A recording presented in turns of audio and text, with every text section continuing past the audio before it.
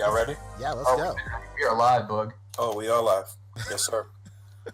We're officially back at it. Ka-choo.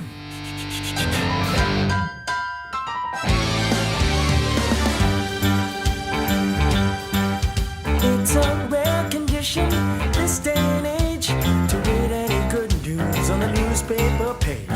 Love and tradition of the grand design. Some people say it's even harder to find. Well, then there must be some magic clue inside these gentle walls.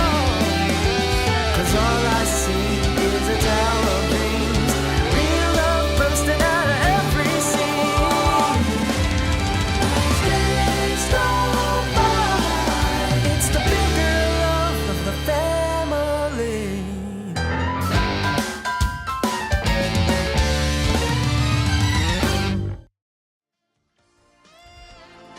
The Articulated Comic Book Art Podcast is recorded in front of a live virtual audience and is funded in part by viewers like you. Thank you.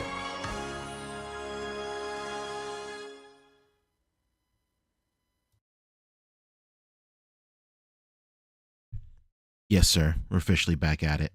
Watch me join this podcast room and have Fabio say the exact same thing. Yes, sir. We officially back at it. This is Not Boog Night coming at you with the Articulated Comic Book Art Podcast, episode 211. Wow, we did it. I am your one of your co-hosts extraordinaire, Fobster360. I got my boys with me, Pon Cheesy, Rick Me. Dom 2345. The one and only. We lit. What's good, boys? What's goody? What's up? Oh, Did you take an energy drink this time, Poncho? Huh? I took Make a, sure I did you one better. I took a power nap starting at 7:00. no. You I wish son I of a was- gun. Yeah, I wish that was me too, man. Yeah, I am also tired, but it's because I was just telling Rick the reason we're starting a little late too. It's also partially my fault. It's mostly Boog's fault, but it's partially my fault because I had a wardrobe fitting for work next week scheduled at 1:30. Not my I was schedule. about to say a wardrobe malfunction. That would have been best case scenario. At least something would have been happening. I was there. My appointment is at 1:30. They didn't see me till 3:30. I'm sitting there Unacceptable. on a fold-out like wrestling steel chair for 2 hours playing Magic the Gathering Arena on my phone, Gotta love it.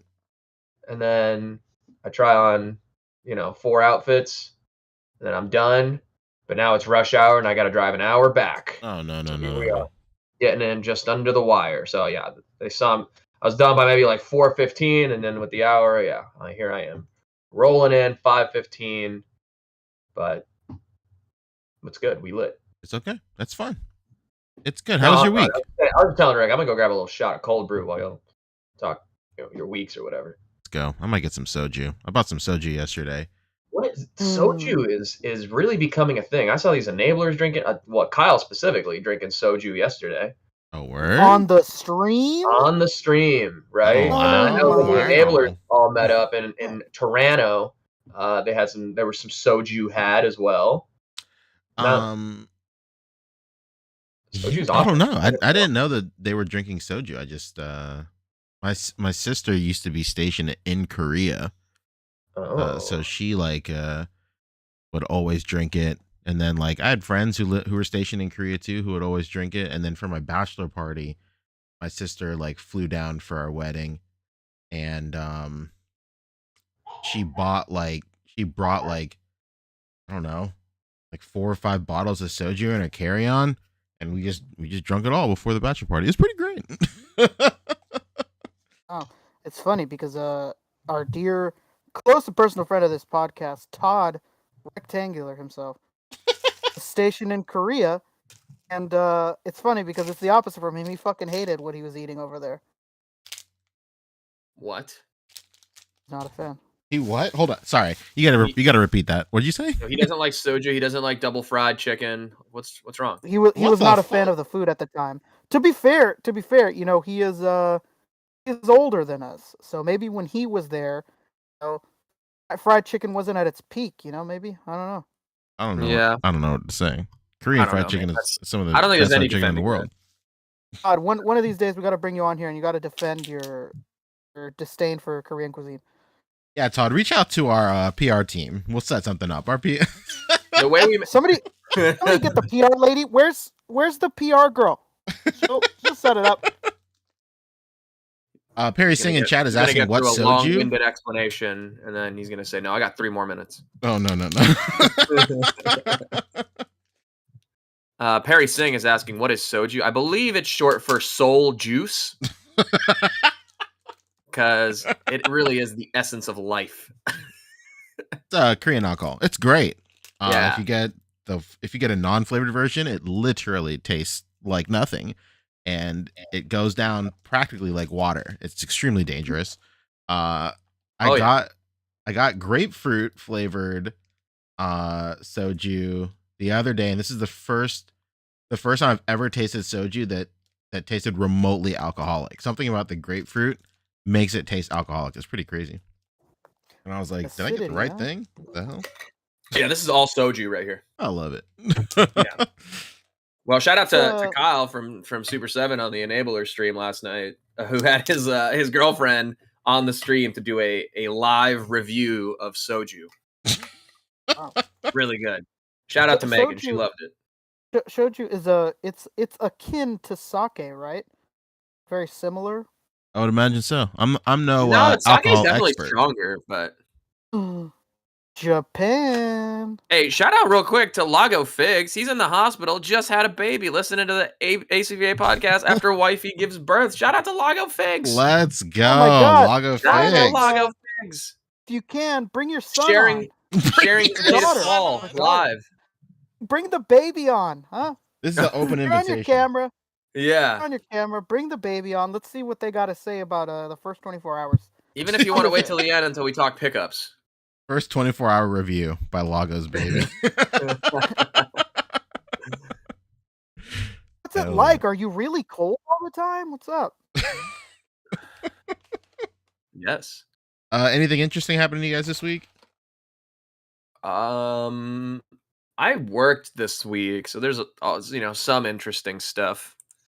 Oh my god, I made possibly the best on the spot joke that absolutely nobody got while I was working on this set. Please tell us. Rick understands this language, so he'll get this one.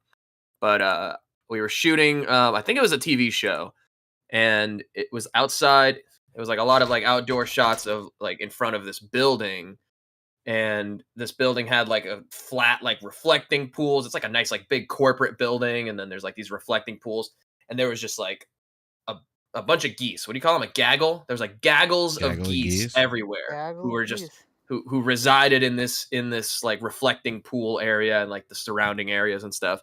They were very aggressive geese, okay? Very aggressive. Like they were like a gang. Like they were trying to jump us every time we like walked past them as if we were like invading their territory. They're like, you can't wear these colors around here, cuz, right? And I was like, yeah, they're like a gang. They're like a goose gang. And the only way, in or out of the goose gang, it's blood in, blood out. Patos locos forever. Nobody got it. They're from LA. How could they not understand? That was a bunch of normies. I don't know. Whatever. Oh man, blood, dude, I kid you not. It's funny. I tell people, and they don't believe me. When I was growing up, I don't know how all other schools were in California. We were shown all those gangster movies when we were kids in school. Oh, of course, dude. Like, see what happens? You want to end up like the guy from American Me?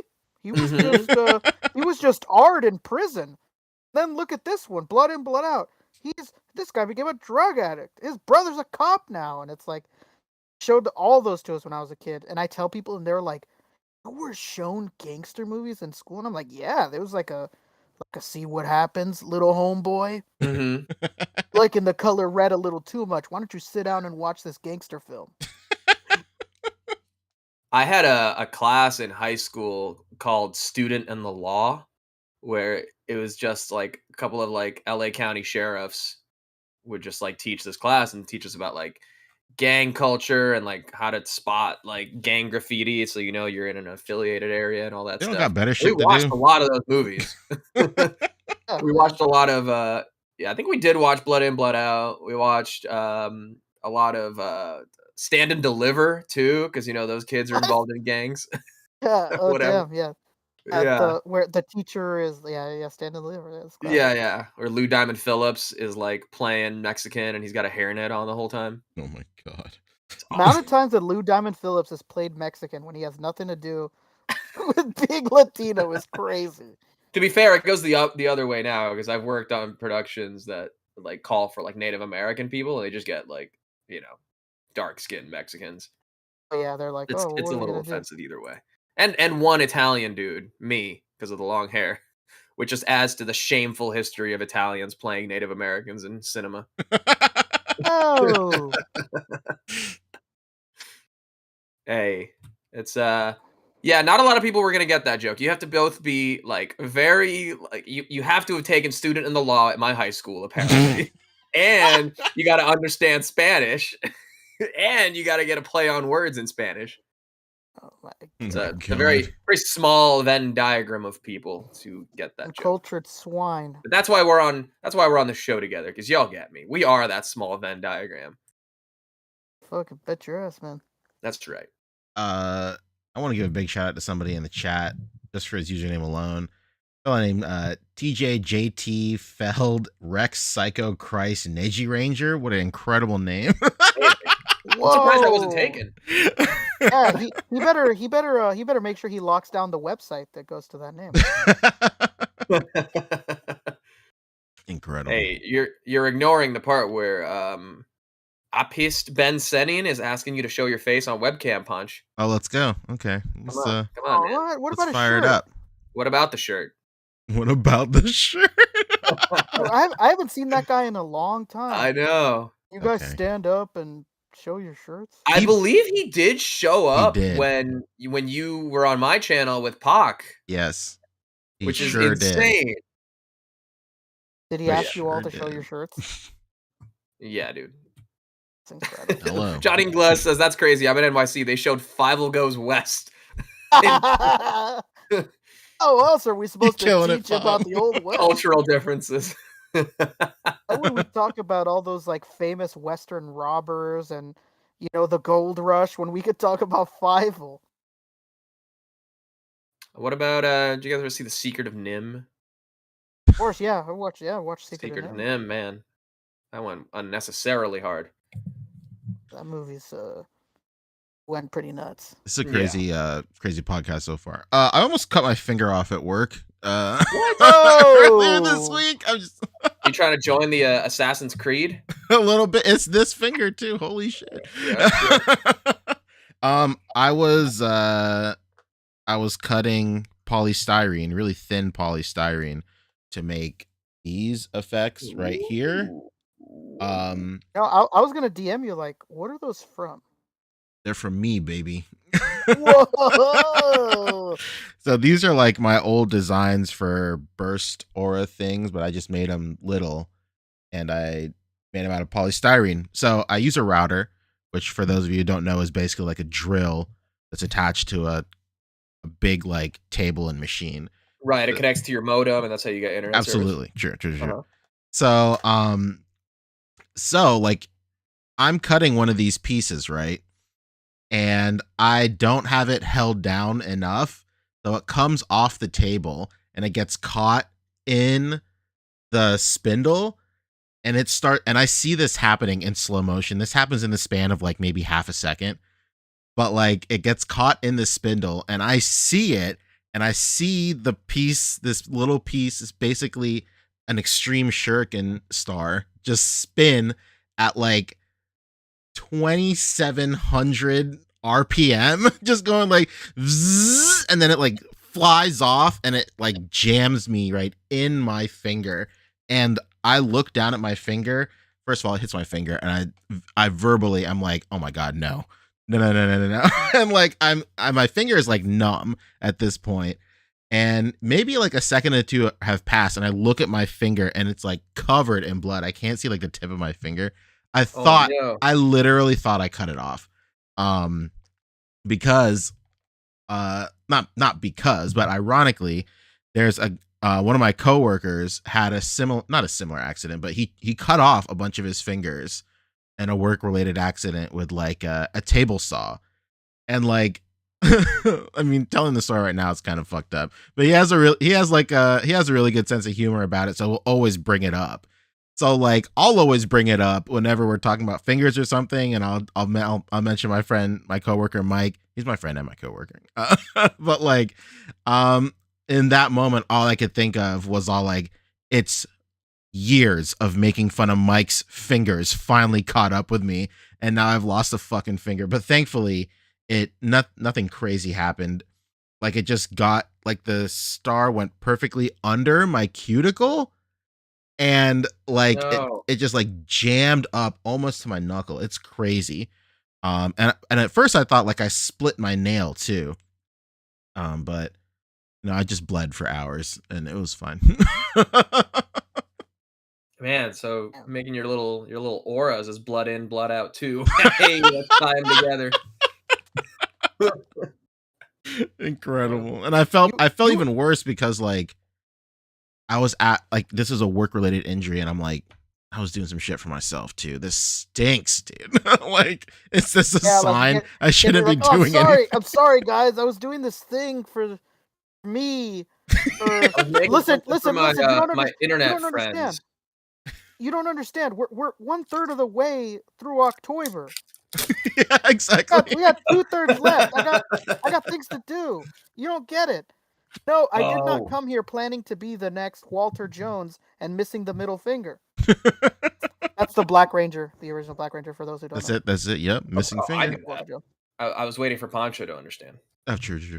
I have one other funny story. Let's go. It ties back to what we were talking about last week. I think it was the one of the meme me up Scotty entries where it's like the guy yelling in the girl's ear and like mansplaining A.C.B.A. and all that. And I actually had a little bit of that moment on Sunday because I went to this birthday party. I love it. And my friend who's throwing it, it's like it was like her family's house, and she was bringing friends from all different parts of her life or whatever. So we were doing some party, like drunk people game where you draw a card and you read what's on it, and it's like a dare or an activity, or you call somebody out that you think did this thing. So when you draw your card, she had us also like introduce ourselves to like the party and say who we are and all that stuff. And then I go on and I'm just like, oh, I'm doing my thing. I'm like, oh yeah, I'm Fabio. I work as an actor. I've been in maybe one of your favorite TV shows. I'm also like a toy industry personality, I guess. And I have an Instagram following and a YouTube channel where I talk about designer toys. And then I just ended it with like, and it's a lot cooler than it sounds. I'm actually part of a worldwide brotherhood of tangible artists. Yeah. He had to cut off the person after him. Just to clarify, I'm not talking about adult toys. No. No, I don't do anything that you might find at retail, like on a Walmart or Target shelf. God. All of my stuff is direct to consumer from the manufacturer, a designer toy company named Mezco. Nobody. So, you guys might see we're already like 4 layers too deep on the iceberg to explain all that. True. You guys might see the link at the bottom of the Ashley Madison dating site. It's crazy you didn't lead with being in Star Wars.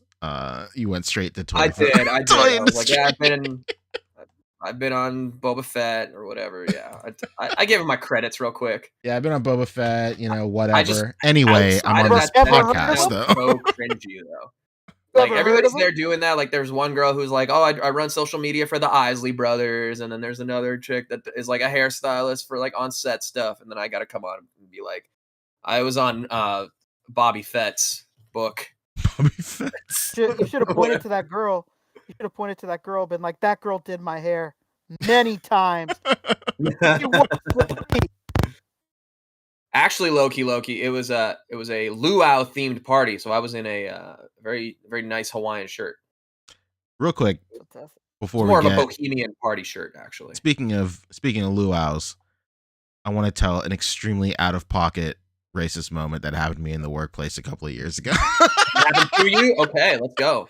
I'm not sure if I told this on the podcast before. Blast them. I have talked to people about it. So the company I work for is a very, very small family-owned company of just like textbook Charleston family.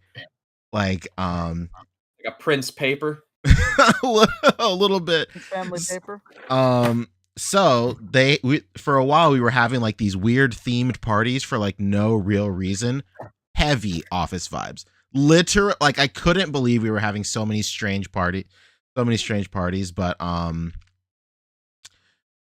one day we had like a luau, like it was called the Honolulu luau party or some shit like that.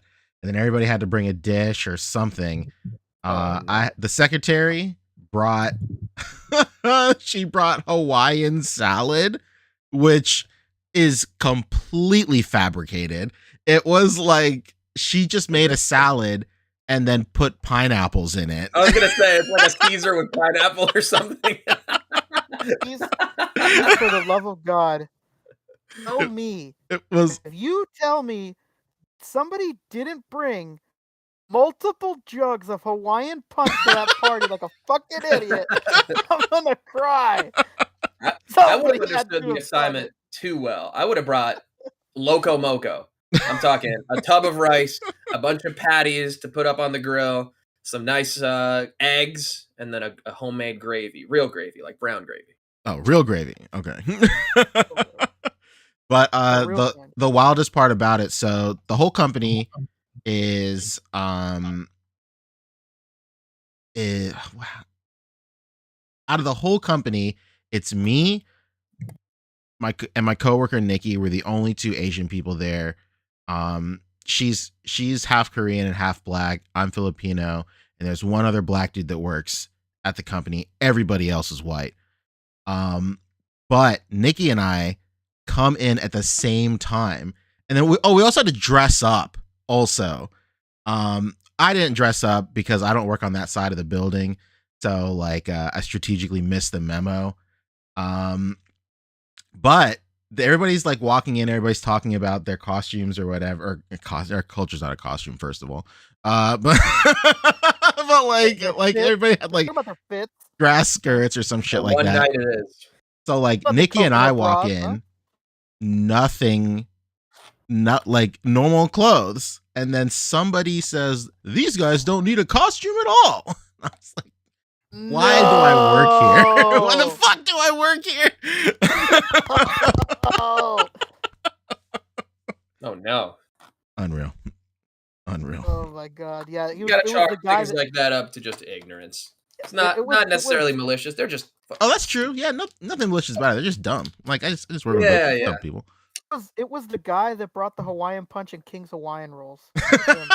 There were King Hawaiian rolls there. There's no question.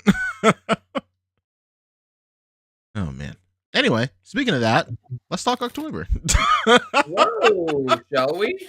Are you screen sharing or am I? Because I'll screen share. It's no big deal. Okay. So this is the second full week of OcTOYber. 20 minutes in, we're finally talking toys. Incredible. Love it. Love to see it. Well, we have to show that we're more than just, toy people. We're very multifaceted individuals. Yeah, we're not just a mom. We're a cool mom. That's very true. But yeah, like it's Solar Mean Girls vibes over here,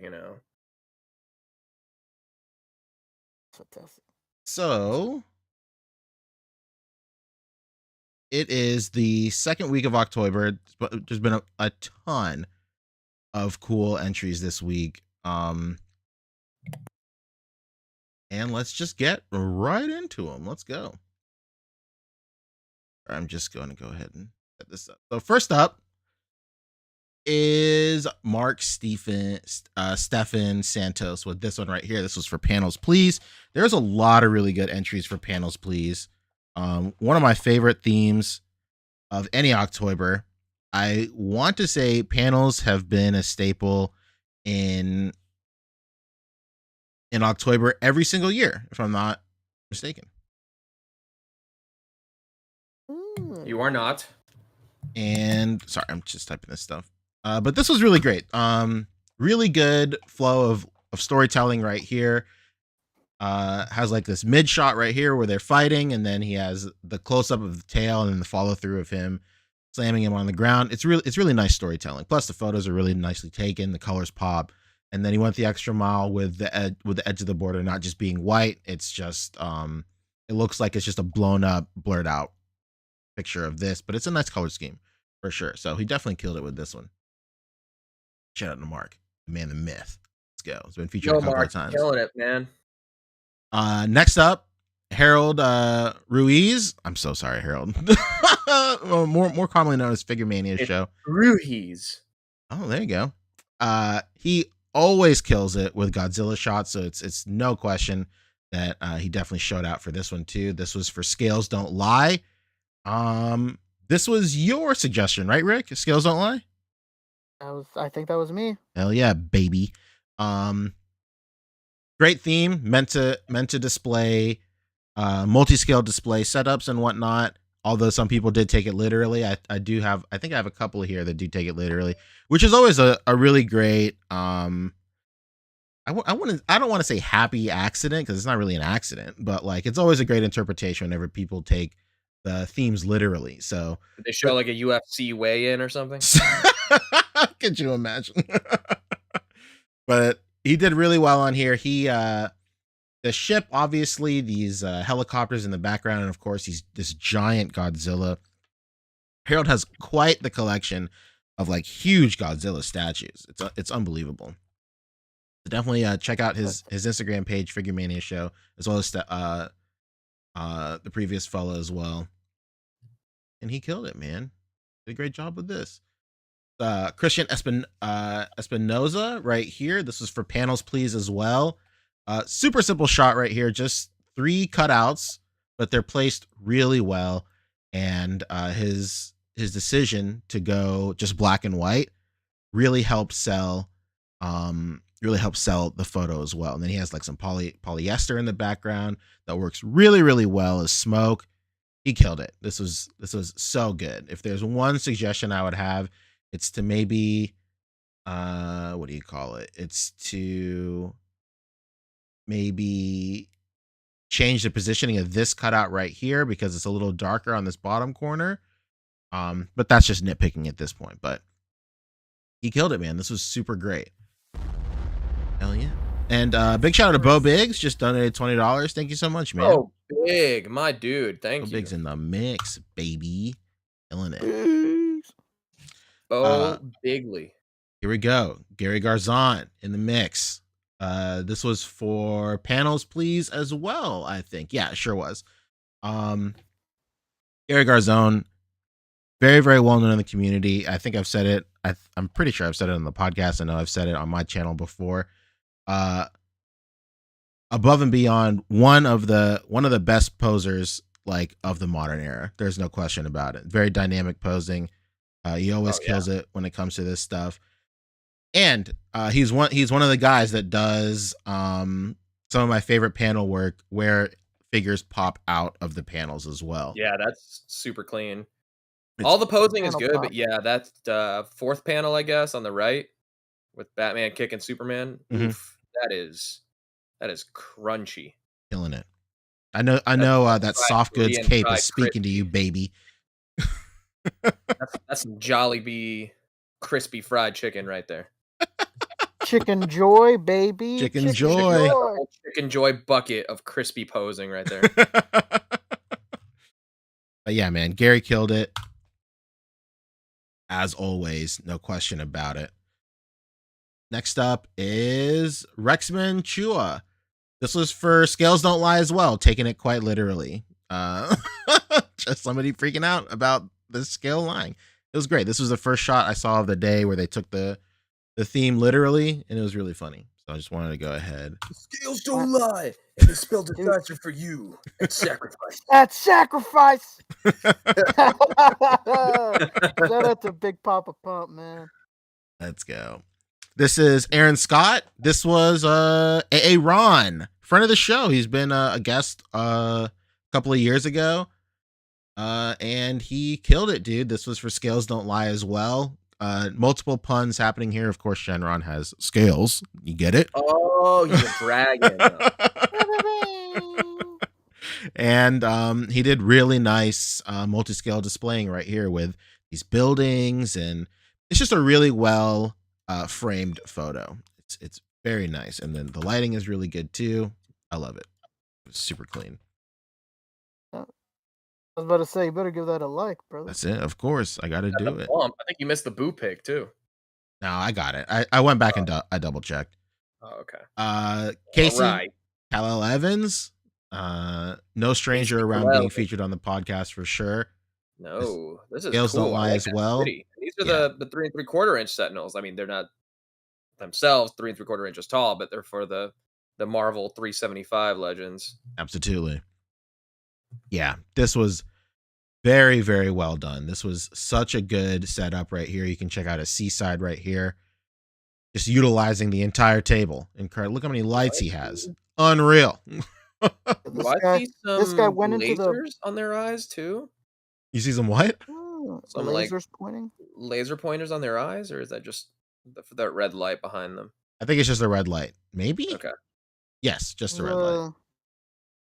This guy went into his bag of tricks and pulled out a fucking hero click. Yeah, the hero clicks. Like an absolute. I thought those were even like stud. the 90s Toy Biz Metal Mutants. Ooh, what a pull. Indeed. I'm sure, much like everybody, I have a ton of hero clicks that I never use, and I still buy more whenever I'm out at like toy shows and stuff. I'll always dig through the hero clicks bin, thinking I'll shoot some of these someday. I don't fucking know. Like, oh yeah, I'll use this one day. Yeah, exactly. That's a theme of my entire collection. Why do I need an Iron Man hero click? Well, let me tell you this, brother.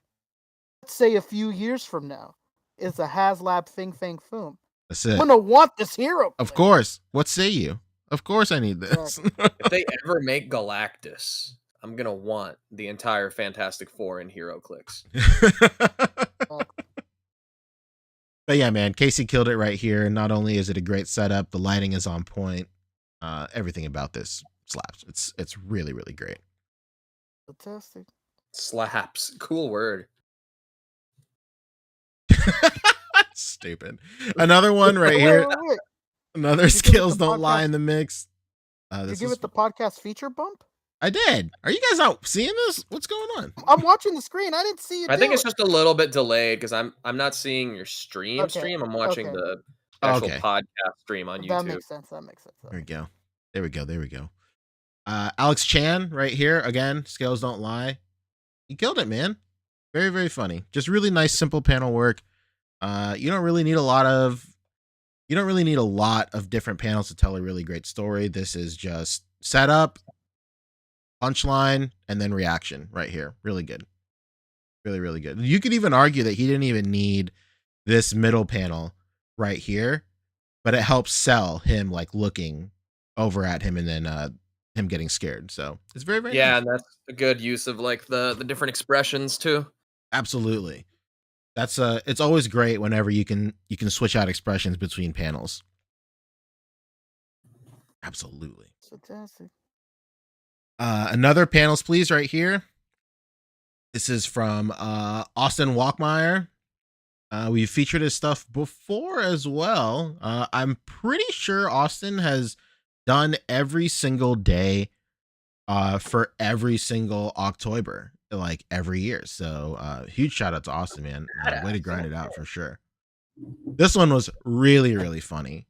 I thought this was hilarious. I used to play basketball. I used to play basketball in high school. Incredible. This is one for the short kings out there. Absolutely. Yeah, man. He killed it right here. I think I don't know. I just even though Me Up Scotty ended like 12 days ago, whenever somebody posts a funny picture, it's always the best. I don't know, man. I'm kind of over that. No. No. Laughs are cheap. Okay? No. I'm going for gasps. This is Spencer. Oh, this one was sick. This Seaside is crazy. Yeah, the Seaside is nuts. So first of all, absolutely fantastic cutout work right here. Some of the cleanest cutout work, some of the cleanest prints I've ever had. What is this? Double-sided off-white cardstock right here. This is incredible.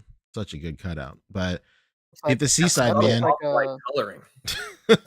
That's no doubt in my mind. It's under Mifflin paper, baby. That's true. Now let's see Paul Allen's cutout work. Yeah, this Seaside is crazy, dude. Two figures right here. Unreal. This is some real Terminator 1 shit. Or Terminator 2, sorry. Terminator 2? 2 of them. Let's go. Is getting out of hand. All right, you know the quote. But yeah, dude, Spencer, one of the OGs, man. He definitely killed it right here. Not just an OG, but like an NG. Like a new gangster, you know? Not just one of the originals, but he's back and he's killing it now, dude. He's back, baby. Yeah. He's thinking he's back. Alan Parma here. This Seaside is crazy too. Did you guys see this week? This is unbelievable. No. This is crazy. This is Gene Parmesan? Gene Parmesan. Ah! He got me again! Yeah, this was for Straight Outta Comics. Straight Outta Comics, I think, was Matthew Charles's suggestion. So big shout out to Matthew Charles. Let's see. And here's the B side right here. A little bit of a sharper focus on these web lines, but the C side is nuts. Ooh. There's a B. Check it out, dude. He did all this with hot glue. This is insane. That's what I thought it looked like. God dang. You know what would have been crazy? Like, I feel like he should have gone for a wide shot. A wide shot of this would have like popped off, because I really think like as they come out further and stick to the walls, that's an even better sell of this. But I can understand that he had already had his cutout, you know, prepped and everything like that. I get it. But this is unbelievable, dude. This is so good. Here's the B side right here. This is also an incredible photo too. I think he was just limited by just how small his cutout was. He couldn't really pull out for a wider shot as much. But this was just very, very clever. He definitely killed it. This was so good. Good. I already hit it with a bump. Yeah, I like that a lot. Wait, did you bump it, Punch? I sure did. I'm just kidding. Alan Parma again. Wow. Back to back, baby. This is a really good shot right here, too. Double Gene, baby. That's it. He got me again. This was for Across the Multiverse. Another great theme. A lot of creative shots for Across the Multiverse. I feel like everybody wanted to do a Spider-Man shot for Across the Multiverse just because it's so topical, but he really killed it with this. This is definitely a little bit different than all the other Spider-Man shots that I saw throughout the day. This is just really good, and he's using the best. He's using the best suit right here. Amazing Spider-Man 1 suit. It's goated. Don't at me. Incredible. I love this suit. I love this suit. You could just sit here and talk about the suit for hours. And when it's done, you can fold it right in. Fold it right back in. Incredible. Yeah, man. This was super great. Super, super great. And the quotes are funny too. Your Vulture looks like my grandpa. Yours looks like Batman. Really, really, really, really clever stuff, man. Super great. Wait, how would they know Batman? This multiverse is too confusing for me. This was good. I really love this one. This was for, again, Across the Multiverse, Eric Salvo right here. If this isn't a Saturday Salvo, I don't know what's gonna like. Boog is officially off the job if this doesn't make Saturday Salvo. This was great. Of course, call back to Everything Everywhere All at Once. Please watch that movie if you haven't. This is an APB to everybody. I do gotta see that movie. Please do. Have you not seen it, Fabio? No, my local theater that like plays all the A24 movies shut down. Oh, so no. Go. Ever heard of digital? Well, that's why I didn't see it when it was in theaters, but now that it's on digital, I should. Yeah. You got to watch it, Fabio. It's great. Yeah, I've heard these googly eyes are of relevance. Gary, there they are. Have you seen Schindler's List? You were making out during Schindler's List? Don't like that. I'm just gonna say what I say anytime somebody recommends me a new piece of media. Like, oh man, have you seen this movie?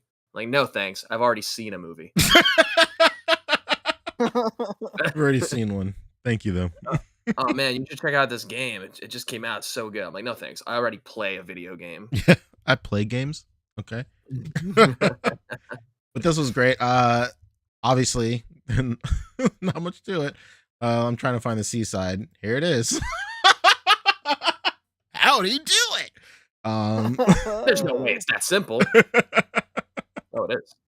Is that moon sand? Yeah, I was just about to say the little kinetic sand in the mix. Yeah. Let's go. I wanted to highlight one comment from here that totally encapsulates our very niche A.C.B.A culture. Where is it? Dang it, I can't find it. Oh, here it is. From Wendy Navianto. I still remember how people were complaining about a picture of a statue as it's not articulated, and now we literally see a picture of a rock. Look up any of those fucking posts, man. It's me in the comments like, come on guys. Let's not do this. Let's not. What are we doing? Let's just go articulated comic book art. The problem with those statue photos is that the dude didn't dust them. That's right. Oh yeah, there was a couple. There was a couple he did dust. There's a few where you just it looks like there's a layer of kinetic sand on top of the statue. Very fine sand. Yeah. Yeah, man. Wow. Look how far we've come, huh? Who would have thought? Not us. Yeah. Not me. I think I commented earlier on this. Yeah, I commented earlier, automatic podcast feature, just calling this right now. Let's go. So next up right here, Alex Chan again, straight out of comics. Very funny interpretation of the theme. Little Lego webbing coming at him. Super funny. And this head sculpt is, for as often as we see it, it's still funny whenever I see it. Incredible. Good stuff. Yeah. Whoa. In the mix. Muhammad Yassin. One of the A.C.B.A legends, baby, right here. Muhammad. All right. Podcast feature veteran right here. This is super great. I still have to watch this. I know, Rick. I'm very sorry. Werewolf by Night. Come on, man. I think I'm going to watch it either tonight or tomorrow. I'm waiting. I actually want to watch it with my wife because she's like super into like classic Universal monster movies. So I think this would be fun for both of us to watch. Yeah, why are you slacking? Are you afraid or something? Is this too Why am I what? Why are you slacking? Why am I slacking? Oh, just because our schedules are really weird. It's tough to watch something past. It's okay to admit that you're scared. That's okay. You're right. I'm afraid of my wife, Fabio. You pulled it out of me. Anyway, speaking of being afraid of my wife, this shot rules. This is for Henshin today. I saw a lot of people. You tagged me in something in the Reddit today. Yeah. Henshin, quite a controversial. I guess not controversial, but confusing prompt. Just because Henshin is very, very not. I want to say niche, but it's specifically for Toku culture and like Kamen Rider, Power Rangers, and Sentai, all that stuff, even kaiju movies and stuff. But if you're not into any of that genre, then you have no idea what henshin is. So a lot of people are asking what henshin was. Henshin basically just means to transform, equip, or suit up, basically. So really great interpretations of this theme. And just like every other theme, it can be applied to anything. Doesn't matter that it was specifically for like Kamen Rider or Sentai. It can be applied to lots of Marvel stuff as well, or even Universal movie monsters right here. But he killed it, dude. This little seaside right here. Perfect. Batman posted up in the mix back there. I really liked the tone he had here. It's all in black and white, obviously, but it's lit so well that everything just stands out. Like usually sometimes when you do like a black and white route and your lighting is a little off, it's easy for a lot of stuff to get like muddy and just blurred together. Everything here is so defined and pronounced. It really worked out. So he killed it, man. It's got some soft goods right here for you, Fabio. A little bit. Yeah, that's the I think the Coup model Jungle Howler. What a name. Yeah.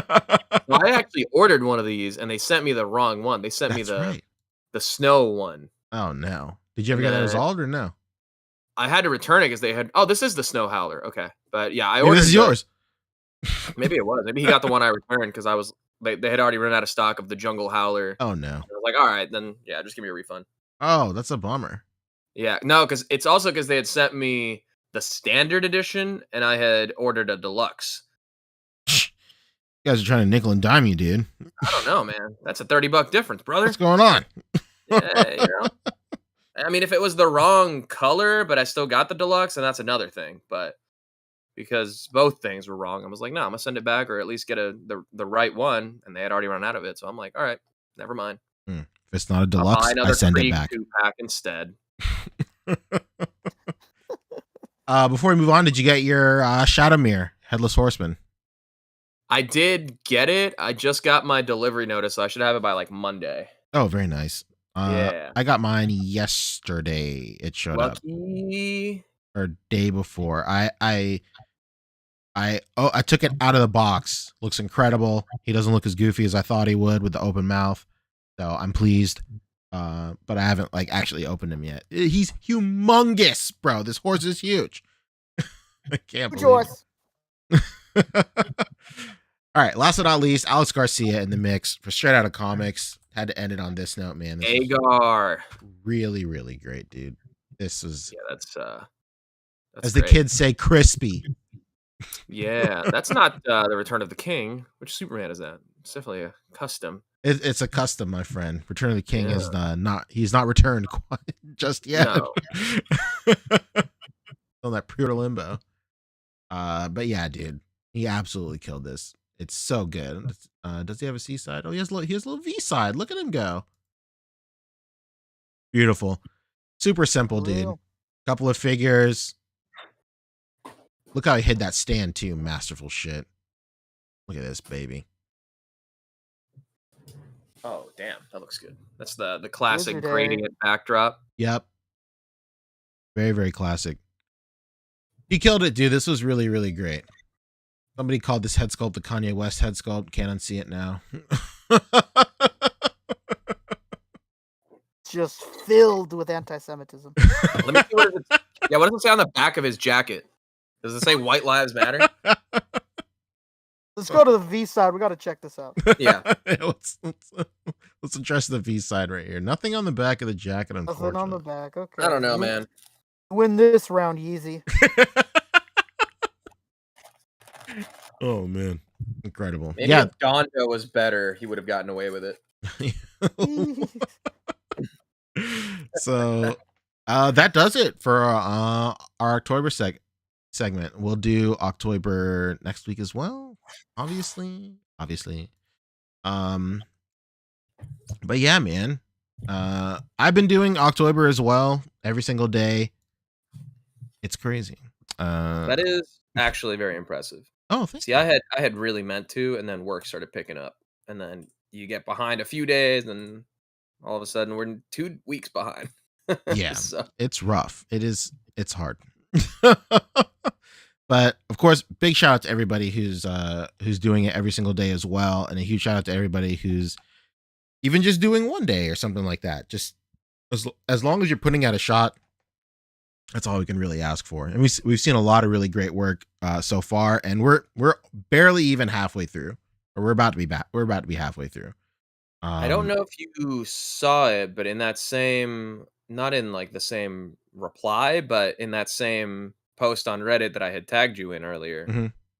Somebody was asking, maybe it's a good thing to address right here, but somebody was asking, will late submissions be eligible for the raffle? For example, if I missed day 2 but make a post of that theme a week later, can they still email that submission over?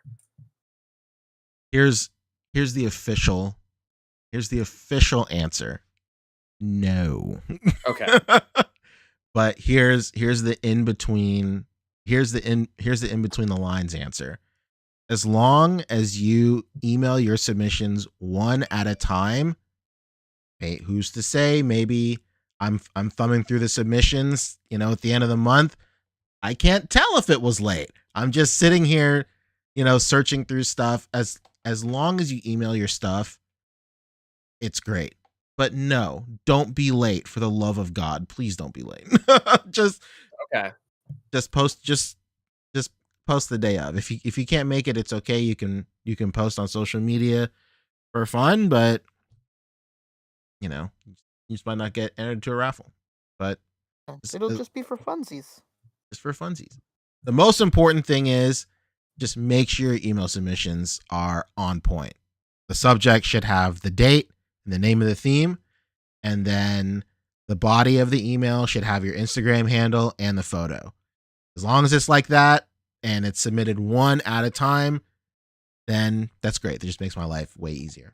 But that's cool. That's very cool. Thanks for answering that, Punch. Of course. It is what it is. So that does it for community stuff. Let's talk top stories. So today's top stories are... We need on the sound drops, we need some like breaking news. We really do. Oh, just in time. This is Yeah. A.C.B.A. Action News. True. And look at that. Really true. Going to our on-the-field correspondent, Mr. Boog. Nice. That's it. With a man on the street interview with the Hasbro Marvel Legends team. Incredible. How are you, Boog? Muted. Sure is. That's okay. I'll figure it out. Today's top right. stories are Hasbro, Mafex, Mezco, NECA, third party, maybe. There's at least some. There's at least one thing. And miscellaneous.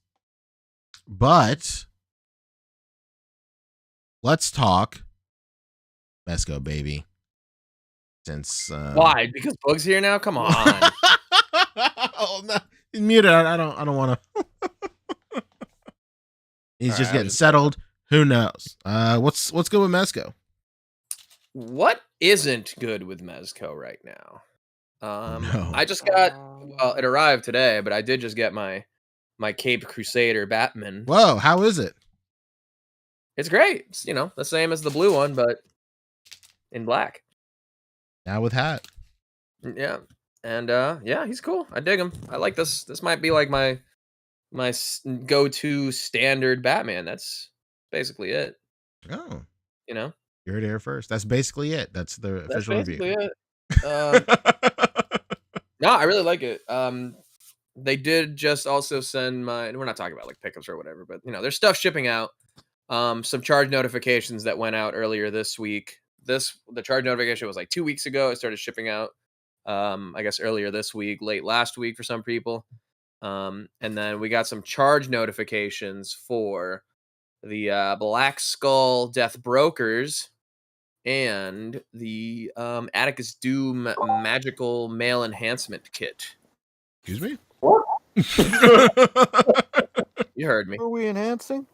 What? You heard me. Pulling up the screen share. I mean, I don't know if we talked about it on here, but they dropped these hoodies and masks too, right? Y'all saw that? I did see the old And, Halloween Express I- special, baby. They're Early $10 Halloween. shipping each, baby. How much? $10 each individual item coming in 4 separate packages. There is no way on earth, bro. Yeah, I got the Dog Nocturnal mask in. It's up top here right now. But Of course. hey, that's cool. I got my Halloween costume. You didn't get the PSCC mask? Oh, I got all of them, but the first one to arrive was the Dog Nocturnal mask. I can't believe you got finesse for $40, Fabio. How did that happen? I used my points.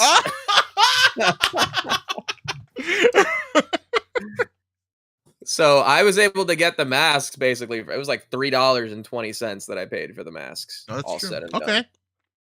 You The Uno hoodies- card them, basically. Yeah, pretty much. But the big news, I suppose, coming out of Mezco is that there was a new round of delays today, sent anonymously to me by I got a friend on the inside. Uh-oh. Whoa. Guy in the factory? Yeah, no. inside these Facebook groups I'm not allowed in. Oh, no. Well, either way, I went through the website too and just kind of saw everything. I was probably gonna make a full-on graphic for it for like my stream, so I can actually talk about it there. But yeah, a bunch of stuff got delayed. Some stuff that we're currently in the window for did not get delayed, so we should still have a few things coming by the end or before the end of the year. Still holding on hope. Certainly, I am all hopped up on hopium. Hold the That's line, all I boys. got, baby. It's obvious. It's obvious to everyone here you are. If you hear some loud snorting noises, but my camera off, it's because I'm just huffing hopium right That's now. true. You got a little cold. Yeah, the big one, of course, Batman 1989. Oh, no. Delayed again. Sorry. Say it ain't sorry so. about it. I'm saying it is. We were in the window for it in like September. And now it's December to February 23, a firm 3 years after the pre-order. Well, At that point, it will be 3 years. I want to ask you the burning question, Fabio. Let's hear it. Realistically, what is your prediction? When is your prediction for this thing coming out? When do you realistically see this thing coming out? I mean, 3 years feels like it should be the appropriate amount of time, right?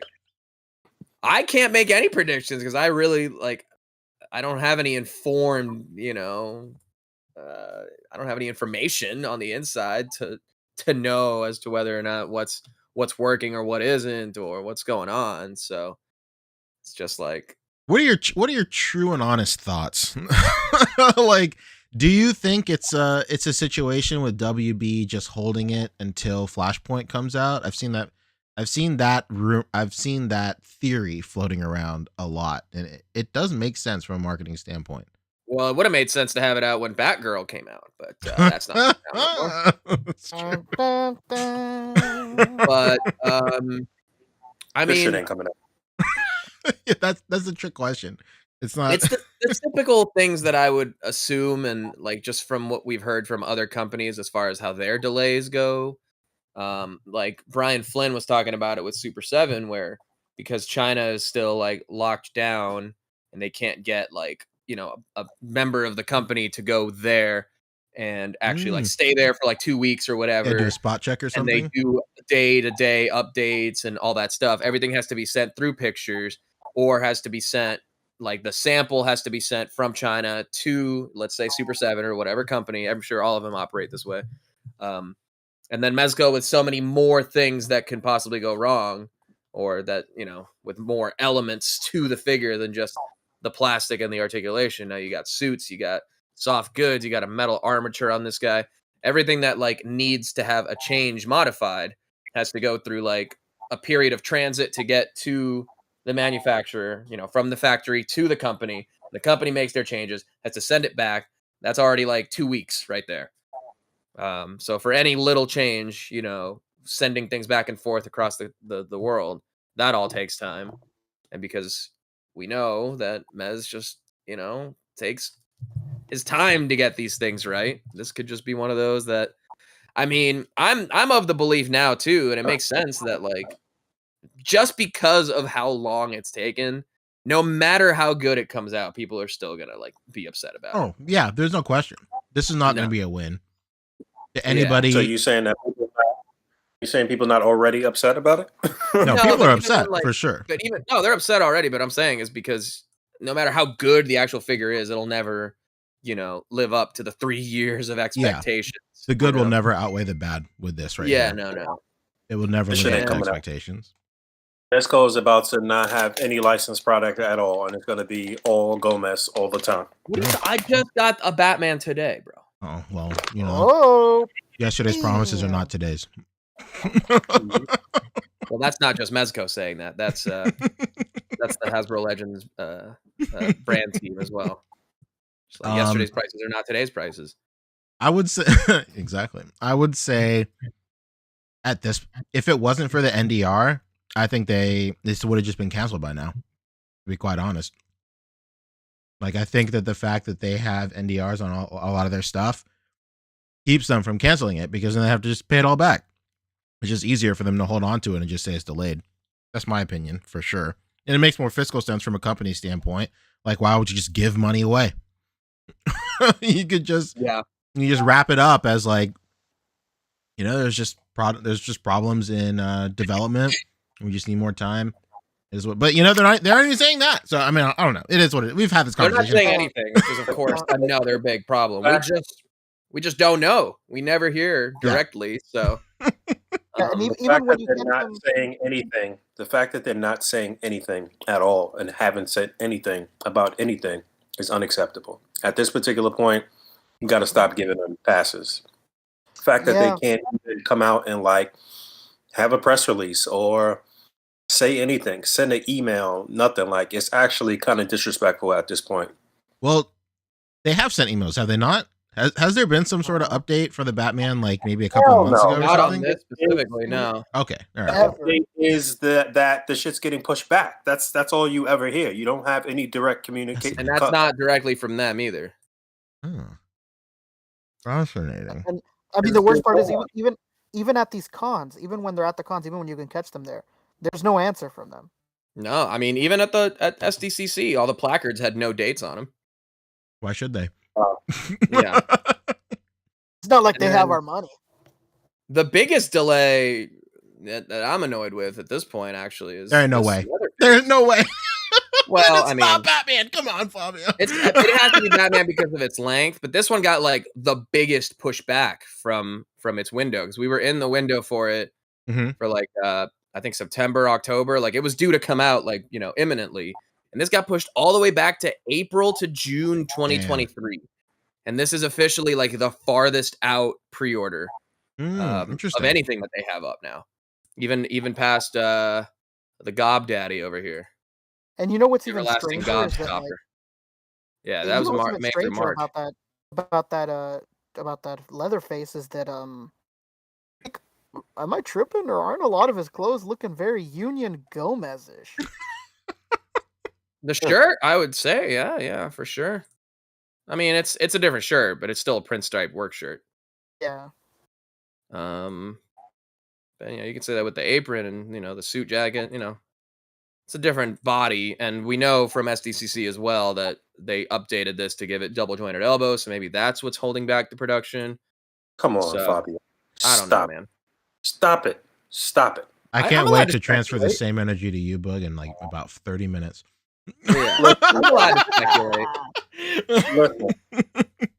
Actually, no, I lied. The farthest out pre-order window isn't even that Leatherface. It is it's gonna be a long, long time until it's Morbin time. No. What the hell? All of the complaints as far as Hasbro is concerned is just about pricing. There's never any problem with them saying, yo, this shit's not going to get made, or this is coming out. Yeah, there is. Or whatever the case may be. Exhibit A. Bucky Cat, not baby. to this degree. I don't know. Not to this. HasLab's not getting made. There's no miscommunication about the HasLab. If it doesn't get made, it's just because the fans said they don't want that shit. That is true. It don't have nothing to do with Hasbro saying, "All right, we took your money for the HasLab, and it's been 3 years." What the fuck? This Morbius being so delayed is very strange because I'd say if you look at the list of what has not been released that has people that they've taken NRDs for, it's like one of the most simplest ones. Yeah. Why would this be so delayed? I Listen, man. promise you, it's because it's a scheduling issue with the factories. This is probably way down the queue, and like as more and more stuff gets delayed, that queue gets pushed out further and further. And maybe they're just trying to strategically rearrange figure pressings at the factory to where they could press figures that share parts. Maybe? No way. This is a financial problem, 1,000%. I'm telling you. Interesting. Really? Mezco has not turned a profit. Oh, That's I gotta don't be think the so. You really don't think they've turned a profit? Not yet. It's fascinating. I think at this point, for a company that's messing up this bad with release times, like there's no reason why. Like I get you can't just drop everything you're doing and go to fucking China. There's no reason that you shouldn't have an employee that you're like, hey man, willing to live in fucking China because this shit isn't gonna change. Like we're still not allowed to go whenever we please. Like there's no way that you can't have an employee that just doesn't specifically live out there at this point and make sure everything's okay. Yeah, absolutely. It's not Like a just delay. not having somebody there for a spot check really isn't an excuse, because like there's tons of like smaller independent toy companies that deal with factories in China all the time, and they don't have people flying out there or any shit like that. It's crazy. Well, yeah, they don't. That is the problem. And that's why I was making the example of Super 7 too, because that's specifically what they said, is that they can't get an employee out there to handle things on the day to day. True. I mean, that is a problem. A bunch of their stuff got delayed too, where Thundercat or maybe even Turtles waves like shipped out of order or whatever. Maybe I think it was Thundercats actually. Like we got wave like 3 or whatever before wave 2, weird shit like that. True. I'm not saying it's a non-issue, but in the grand scheme, that specific issue of not having somebody there to spot check in person is small compared to the larger picture. Yeah. But, it's really weird. It's strange. I don't know. I don't know. I kind of feel like it's a mixture of everything we're saying, probably. Like it's for sure. I think a big part of it has to be factory time as well. There's just, when it comes to these factories and like production period, if you miss your window to press something, then you just get pushed back to the line. Like I'm sure the factory that's pressing all the tooling for these figures and stuff, it's not a Mezco exclusive factory. There's no way. So maybe Mezco has a window of 3 months or a window of like a month to produce a figure, but it's not ready yet, and they don't send all that stuff to the factory. They miss their window for that time, and then it's not even a matter of like, well, what else do you want to press, since you already have your time reserved. It's not going to be that situation at all. The factory is going to be all like, well, you missed your window, now you have to wait 3 months until we have something ready for you or whatever. It happens all the time at my job. Like whenever clients don't send us files and they have like an install date like locked down. It happened just this week. They didn't send us they didn't send us stuff in time. There was no time to produce it by the time they sent us the files. So unfortunately, we just told them that, you guys have to wait 2 weeks out until we have time to even start scheduling stuff out, So it's just a matter of scheduling, I think, is a big part of it. And Mezco themselves missing opportunities in the factory just because stuff isn't working out. And then, a lot of stuff like that. And a bigger thing too is like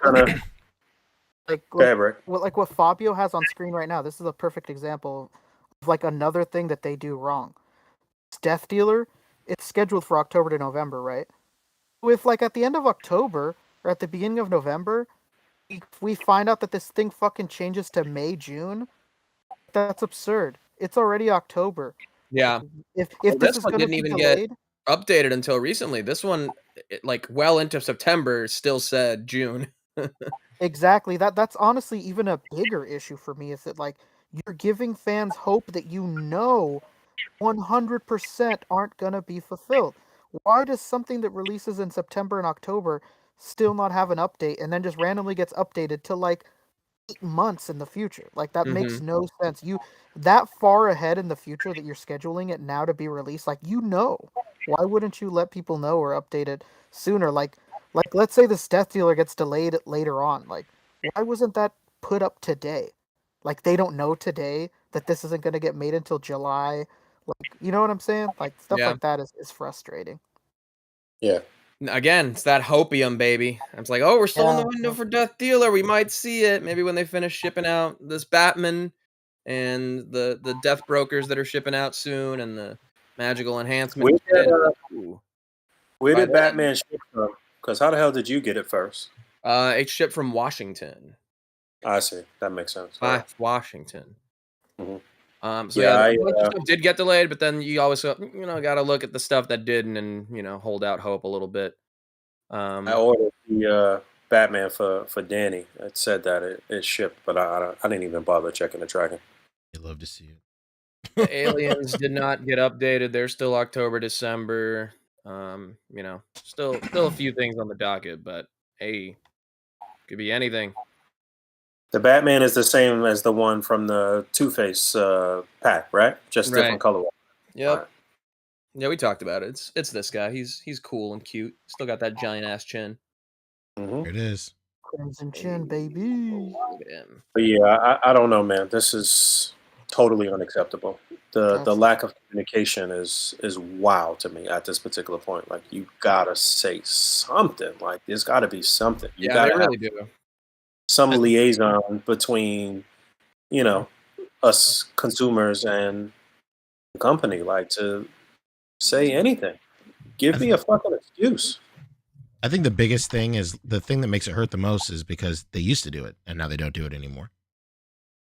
Yeah, that's what kills it the most, because there are tons of companies that do the exact same thing, but they just don't say shit. Like there's no communication between consumer to corporate or anything like that, and that's just what they do.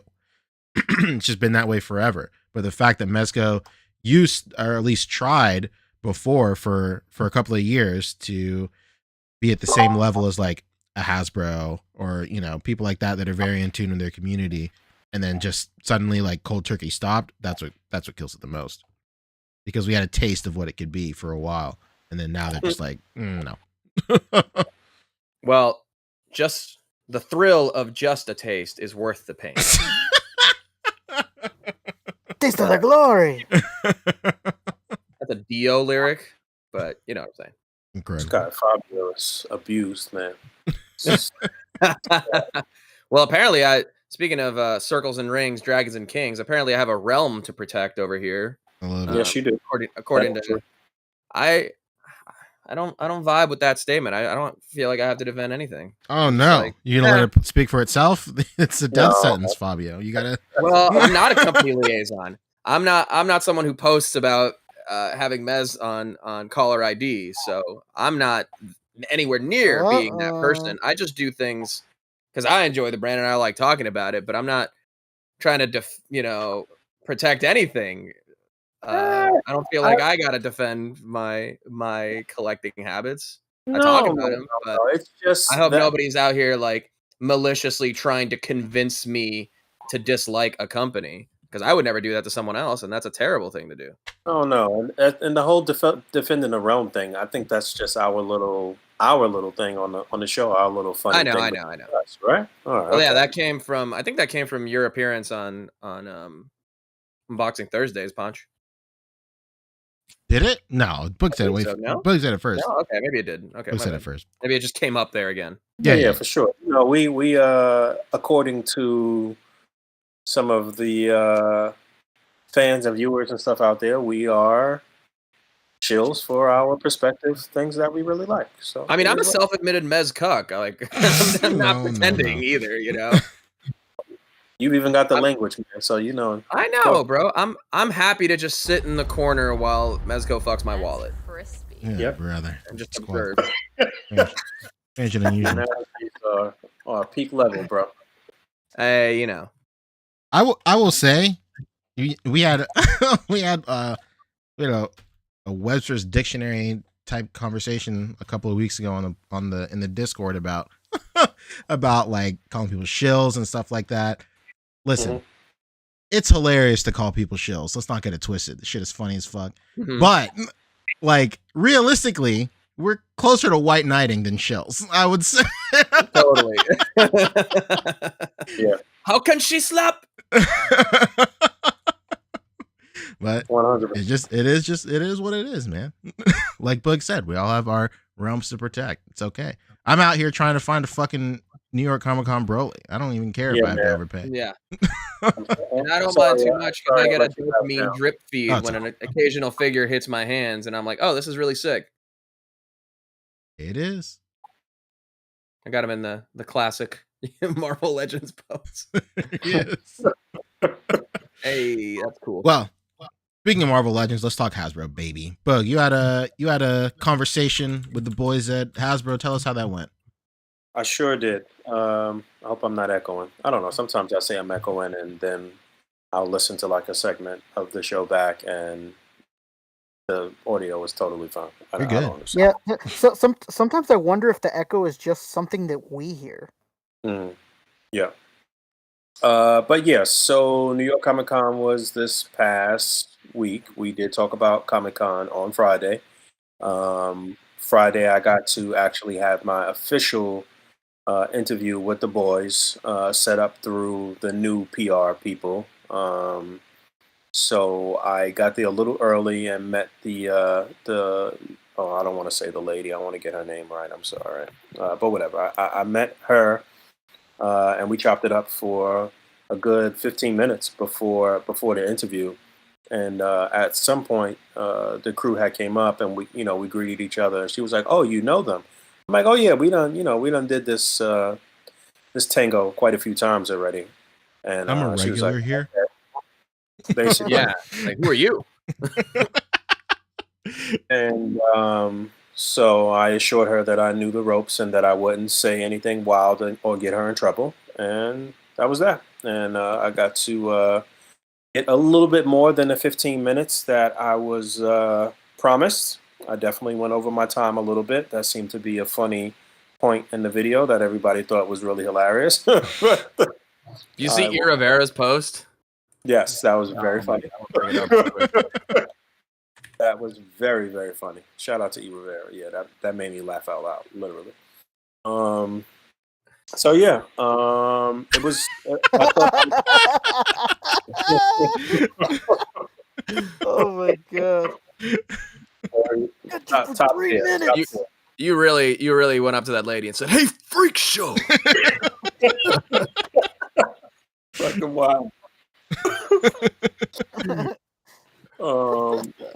Yeah, but shout out to her. I'll get her name at some point and remember her name and say it properly. But shout out to her. Shout out to Dan, Dwight, and Ryan.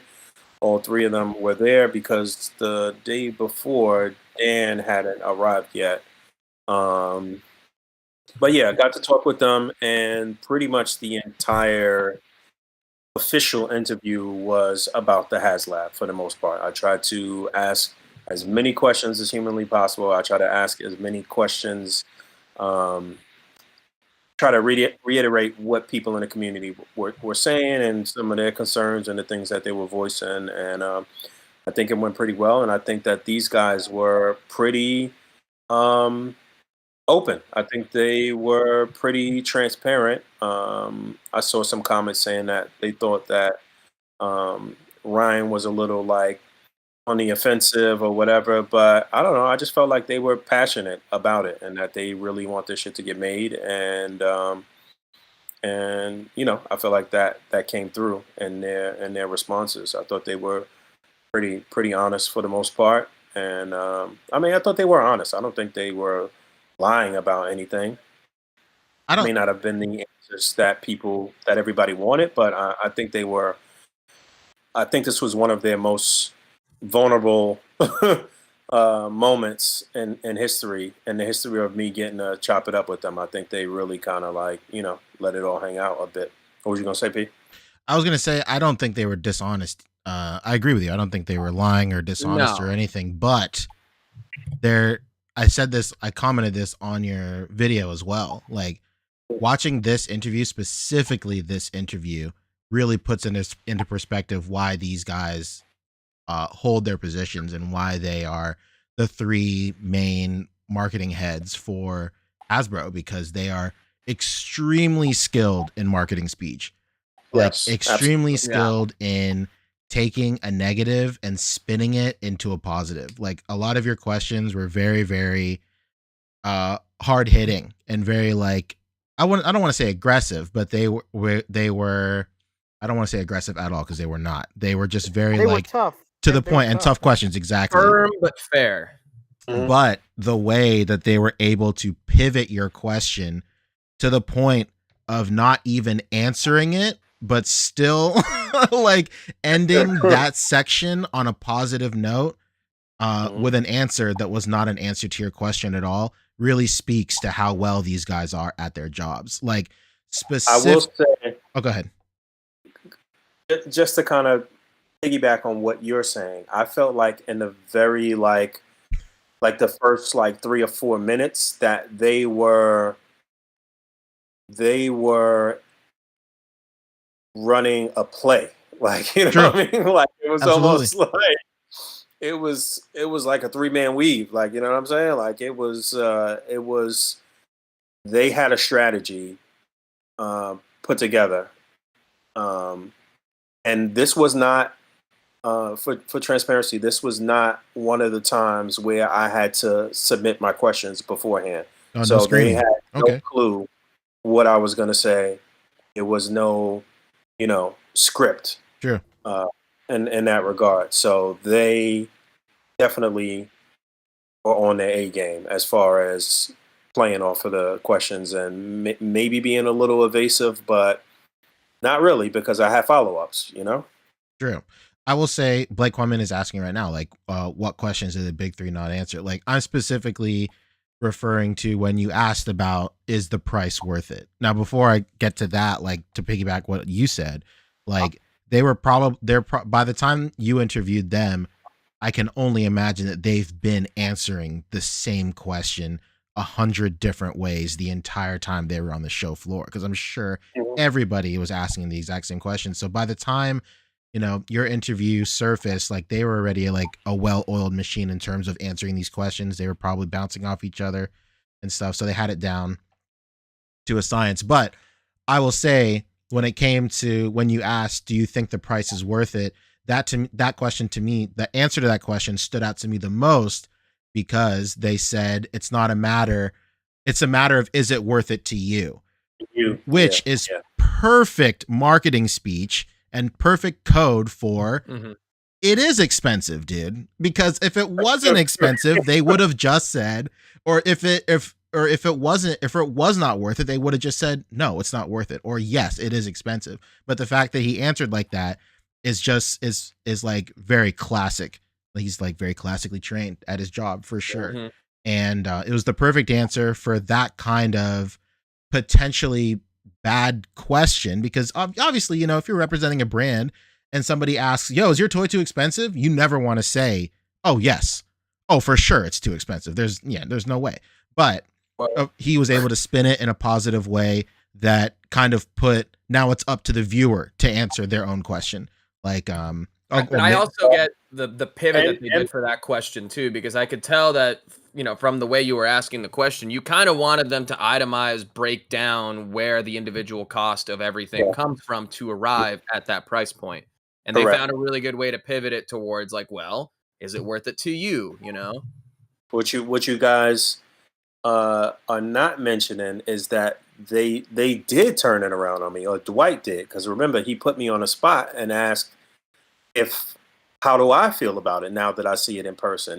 Do I think that it's, looks as good as it looked, on camera and pictures, and do I think it's worth it or whatever? So they put me on a spot for a brief moment, and I said I think it looks good. I thought it looked good. It looked phenomenal in person. I gotta say that. And there was a lot of casuals coming up. So just to expand on what you were saying, Pete, there was a lot of people that were just like casual people coming up that were asking a ton of questions too. So yeah, they were, in that mode the whole weekend. And it wasn't like that was the only thing that the Legends team had there in the Marvel booth. So Sure. they couldn't like hide, basically. Like, you know what I mean? It wasn't like they was there answering a lot of questions and seeing a lot of people, and there was a lot of people coming by and learning about that for the first time too. Like, you know what I mean? So yeah, so I mean, I it think even happened during the video. Like a dude dressed as Robbie Reyes came up and came fist up. bumped Dwight. So yeah, so being that it was the strict 15-minute rule, I went for about 18, 19 minutes or whatever the case may be. I didn't really 19, get to baby. my full list. I had a very, what I thought was well put together question list where everything at the beginning was about the HasLab, but it was going to get a little more relaxed and laid back. Luckily, after that Friday, I did actually speak to Dan on Instagram, and he was like, listen, he was basically like, he didn't really like the way it kind of left off, and that if I would be in the con again, that he wanted to like clarify some things or whatever the case may be. So I did go back on Sunday, and I wasn't going to go into the con at all on Sunday. I was going to give up my pass to my coworker and let him do his thing or whatever. But I was like, yo, I'm gonna follow up. So I did get to go back on Sunday. Dwight had already left, and I got to chop it up with Ryan and Dan again on a way more laid back vibe. Unfortunately, we were still standing in front of the Marvel booth, and it was at the time where they were having like one of those like giveaway things. So it's a lot of like background noise and shit. But it's clear. It's you could still make it out. I think I'm gonna drop that when we're done here this evening. It's definitely something that if you enjoyed, this first part, you definitely want to hear all of the follow up. You want to hear everything that they have to say about shit that's going to be coming. Touched on the HasLab a little bit more. I think Ryan got a great opportunity to clarify what he wanted to say in terms of the financial aspects of it all, and I think it's a great follow up. It's coming together pretty nicely. So I was editing that all day, and like I said, I think I'll drop that late tonight. But the other thing I was going to say too that I wanted to save for now, I'm not going to talk about it in the second part of the interview, was on Saturday.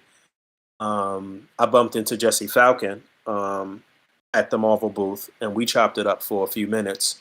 And he had a interesting vibe. Like, he was kind of recognizing that.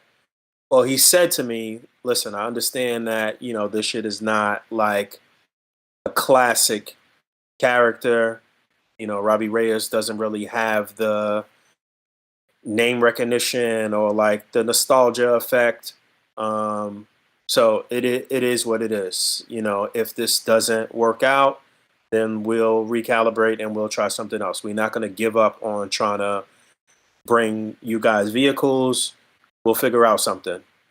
If this doesn't work out." He seemed like he was okay with the fact that it might not make it. I mean, he literally said, "Listen, this shit's going backwards. Like, you know what I mean? Like, the numbers are going backwards. It's not going in the right direction right now."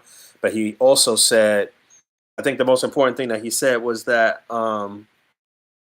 he said two things. He said that there was no way that they were going to be able to do the figures that they have planned for this at retail.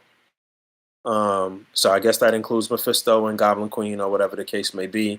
But he also hinted that there were not only one other figure that they wanted to include with this, but I believe he was saying that there were two. Now, what those characters are, I don't know. He didn't say, but he also said that what was the other thing he said? So he said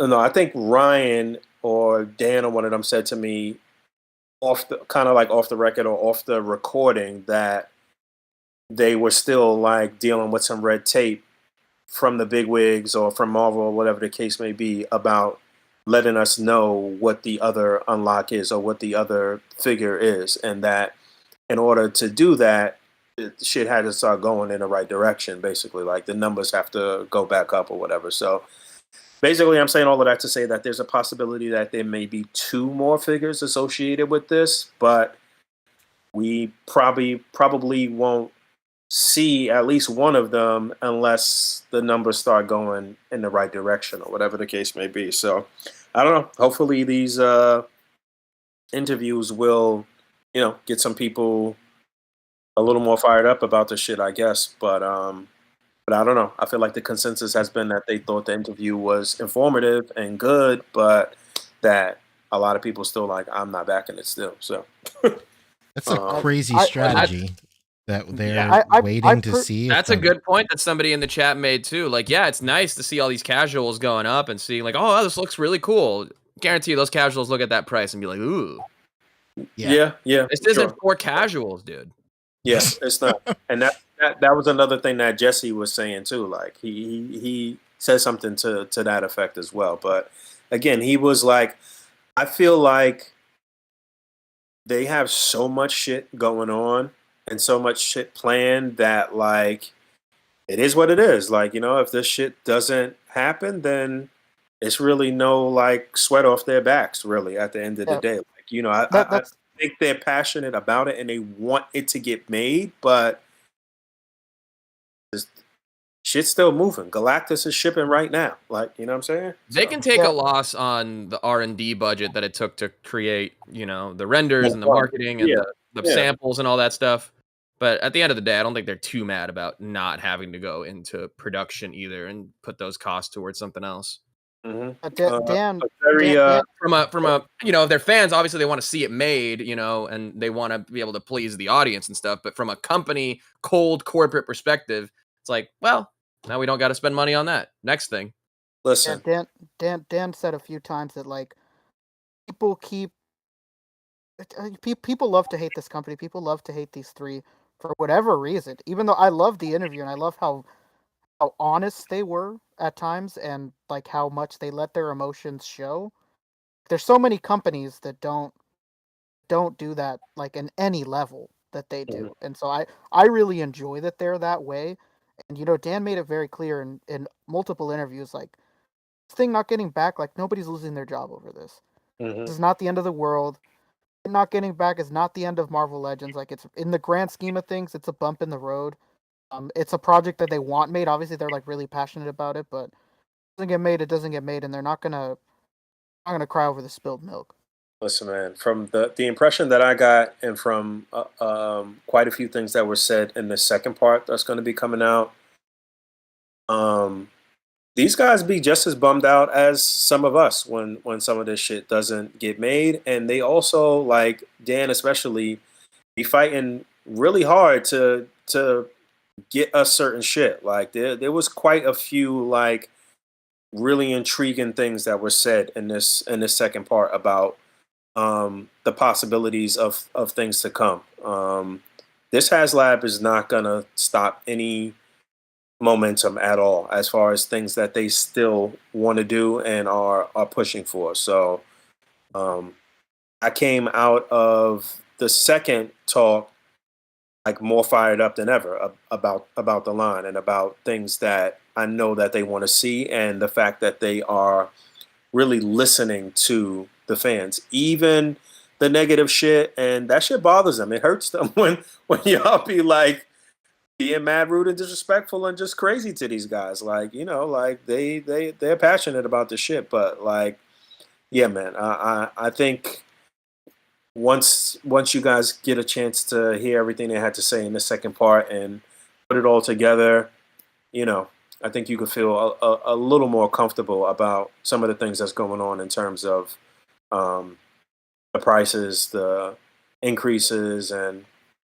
how they're trying to navigate and trying to maneuver around those things. Like I'm going to stand on the fact that I do believe that there is some level of corporate greed there, though, that is over their heads.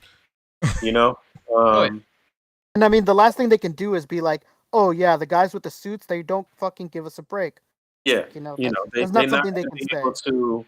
You're not going to go somewhere and trash your boss. You know what I'm saying? Yeah. Like, and expect to keep your job in a situation. Yeah, that is one thing I'm glad that you put in on the interview, because it's something I say all the time. It's something a lot of people say all the time. And I'm glad you touched on it, as far as why does a multi-billion-dollar corporation need to do a crowdfund in the first place?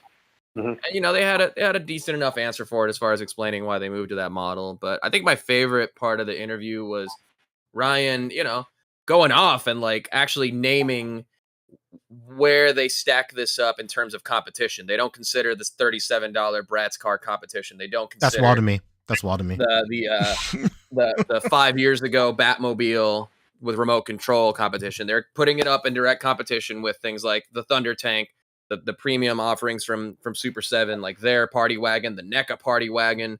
That, to me, I think, which people are paying puts it a little bit into a different perspective, for sure. Which people are paying more money for some of that stuff. Exactly, but those are also smaller companies too. So it makes sense that a bigger company like this, while yes, still crowdfunded, not just glorified pre-order, like essentially it should be. The Thunder Tank and all that stuff is not a crowdfund. They did say it needs to have like a minimum, and I think Mattel did that early on too, but they did say it's not a crowdfund per se, but it does need a minimum number of pre-orders to go into production. Which is, I guess, a little different than a crowdfund, but again, that just makes a crowdfund a glorified pre-order. But those vehicles are more expensive because those are smaller companies at the end of the day. They don't come with as much stuff. They don't have as many resources, but they are giving you, they're also bigger scale of figures and are technically bigger vehicles.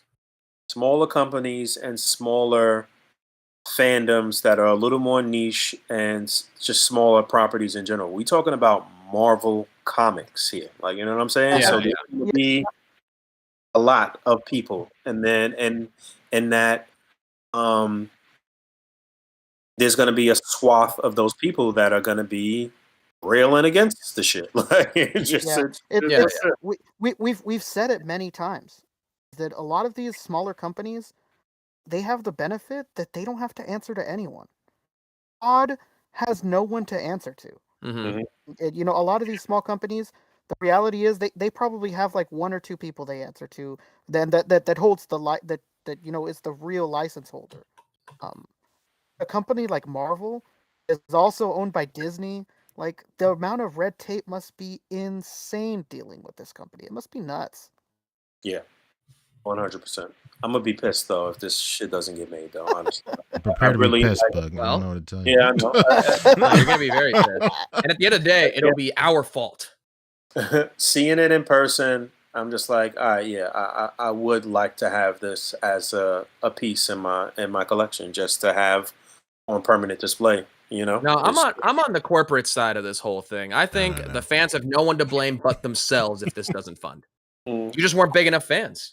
You didn't read your Marvel comics. You don't have enough of a nostalgia or enough fandom for Robbie Reyes. Therefore, it's your fault that you don't get this funded. This is for Wonka fans only. Yeah, no, for sure. I also thought it was wild that they called it the Bratz car. That was crazy. Yeah, they call it a doll car. I mean, like, yeah, like there's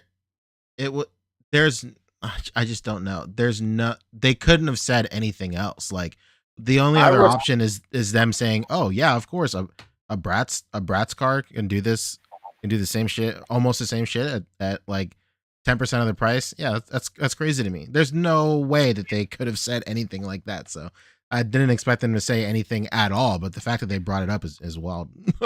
Yeah, I mean, I respect the gangster on that, to even be like, I mean, Ryan was addressing all of that shit. He addressed the Bratz car, the Batmobile, and even like the people with quote unquote hot takes online. Like, all of these people that have been like, getting thousands of views on their channel, railing against this shit for the past month or so. So they address all of that shit. I got to give them respect for even, I would honestly like have huge respect for them if they just went straight gatekeeper on it and just were like, well, maybe you should be a bigger Marvel Comics fan.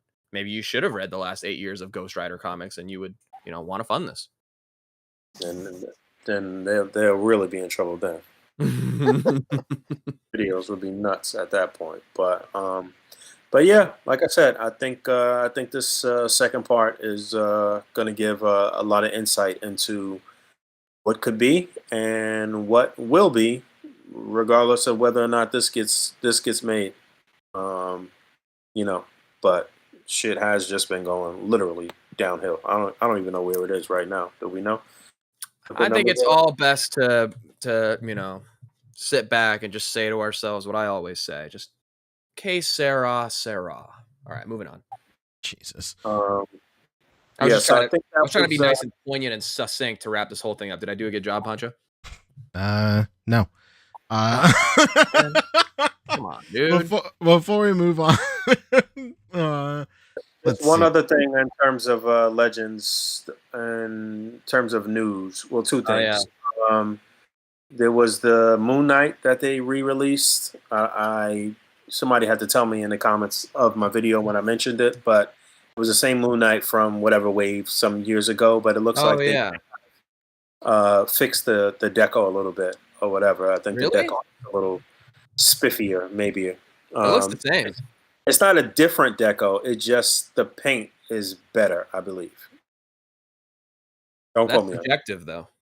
But there was that, and then I learned that that the Legends team is going to be in London for whatever the next con is. Are they not doing the 1024 thing that's coming up? Oh, 1027. That's like some exclusive Hasbro post member con thing. So something will probably get revealed. Oh, more gatekeeping.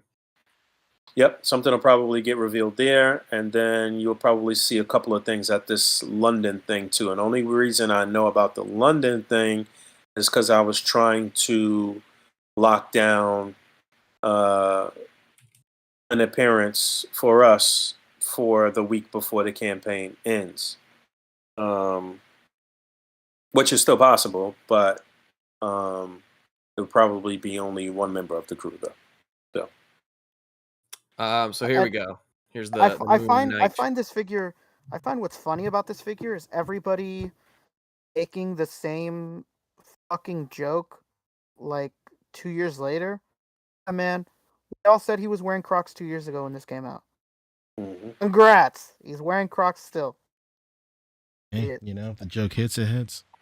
I don't know. I don't know if it hit. Oh, man. I know these shits look like Crocs. I don't know. they look like Crocs. Oh, for sure. That's for damn sure. That's look at that. Yeah, dude. Change in 2 years. They look like Crocs. He's got them in sport mode and everything. I'm about to say it's in sport mode. But it's comic accurate, so your argument is invalid. That's what I am. Fat Man hit us earlier with 10, saying that he saw a review. This is kind of on topic. A review of the Terrax 2-pack. And he says it's offensive how they're reselling us an old ass bath, no accessories really. It's gross that Legends has become such a gross brand with the price and quality. I mean, this Fat Man has the best takes, honestly.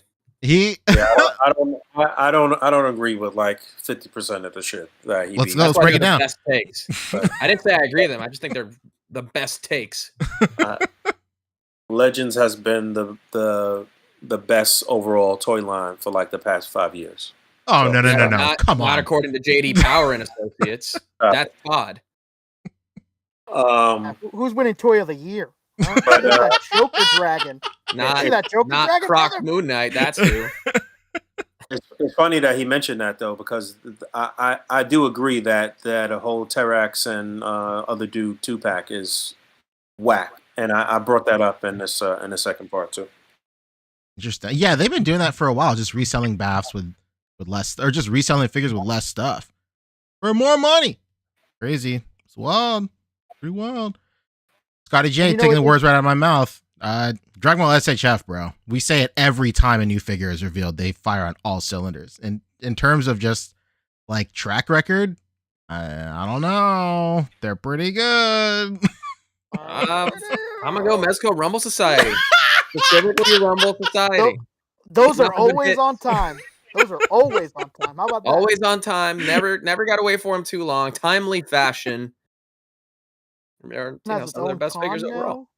Batman had another one earlier too. He said, Mezco can do what NECA does and partner with Walmart and AutoZone and just sell stuff virtually. Oh wait, no, never mind. Don't do that. No, it's hard to be mad at them for re-releasing those BAFs like that. Is it? They go for it is because they go for so much money. Sure, like okay. For BAFs, I can understand. Yes.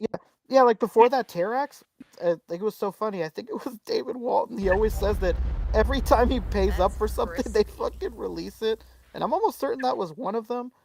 It was really expensive, like for what it is, especially. Like I kind of don't get mad when they do those kind of things, just because it is another opportunity. Like before that Rhino was on that ridiculously big retro card, which is super cool, by the way. Not putting that down. Like that thing was over $100, and now it's readily available, and so it's nice that they do it at least. I mean, at least they upgraded the Rhino a little bit, though. They did, yeah. 2 brand scopes, and they closed the pins on the shoulders. Yeah, close the pins on the shoulders. Original. But they didn't do that here. They kept the pins. Look, you can see them. To their credit, at least the render is accurate on this one. Well, it's nostalgic from you. Those original Rhino heads were both really, really rough. I will say, like, it's so for clarification, I don't think eyes Rhino. I don't think that the BAF thing is as egregious as Fat Man has put it. I will say, when it comes to re-releasing deluxe figures as a regular retro card, specifically the War Machine, less shit for more money, that shit is wild to me. Okay, that's where it gets a little egregious for sure. No, for sure. But there's good parts of those retro card releases, and there is bad parts of it for sure. True. But to be fair, just to be transparent and keep it fair, Dragon Ball SHF does the same shit. Like Frieza was re-released as a retail regular release, and he came with less stuff. But to be fair, also it was released at half the price. So there's a Frieza coming. He's not only is he coming, he's came. Jesus Christ. That is a Operation Ivy reference for the all the ska maniacs out there. Thought it was that Jesus meme. Brian Merchant is saying Retro Wave War Machine is cheaper than deluxe version. Was it really? But it comes with less. Okay, true. Okay, clarification. There we go. I mean, like if it's like $5, if it's only like $5 less, and the deluxe one came with like a buttload of things, then.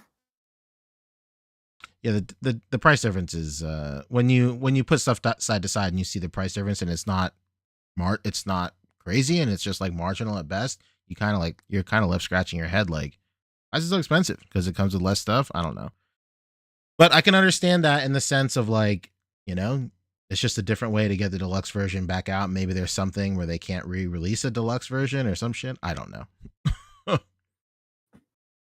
Yeah, I know. It's funny. It's funny that you say that, because I was gonna bring up. Well, I don't know if it was last week or the week before. Just recently found out that the way that some of these exclusives work is fucking nuts. Transformers has a sound wave that came out when those freaking Netflix animes first started. Mm-hmm. And the sound wave was a Walmart exclusive, right? And that figure goes for like. It goes for over $200.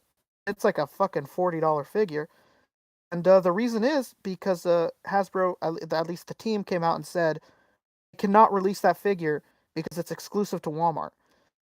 So they can like release another version of it, like a tweaked different one, but that's like specific mold cannot be ever used again. So I wonder, like, if that's the case with some of these exclusive releases, like, is it just limited to Transformers, or like other Hasbro brands suffer a similar fate? It's kind of crazy. Wonder. Yeah, there's definitely some sort of red tape considering all this stuff. Like, that's the way it is with Dragon Ball SHF for sure. Yeah, I was gonna say, exclusives and stuff. So I was gonna say we're so used to it with Bandai that like I really never considered like shit, like this might be a thing with Legends too, because it definitely is with Transformers. So I'm curious, if we ever have them on, I'd love to ask if they have a similar issue. For sure. Fatman hit us with 10 again. He said they're charging us more and more money for old bucks we used to pay less for. I mean, we're still getting Bucky Cap in 2023. There's no excuse when pinless is a thing now. Same for 10-year-old accessories as well. Yeah, I can see that Correct. for sure. Absolutely. Correct.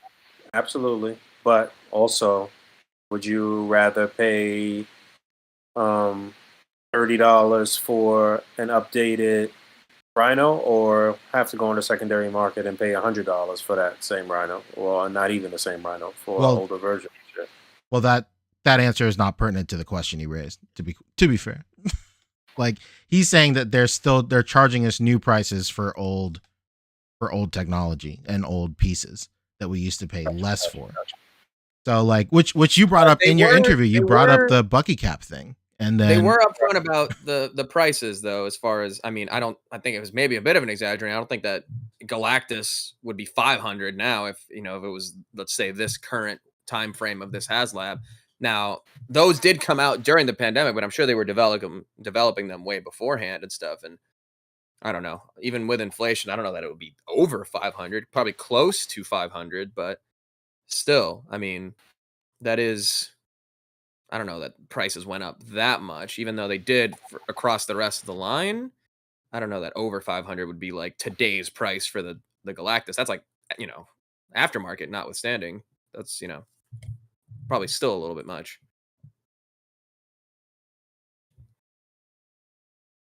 I don't know.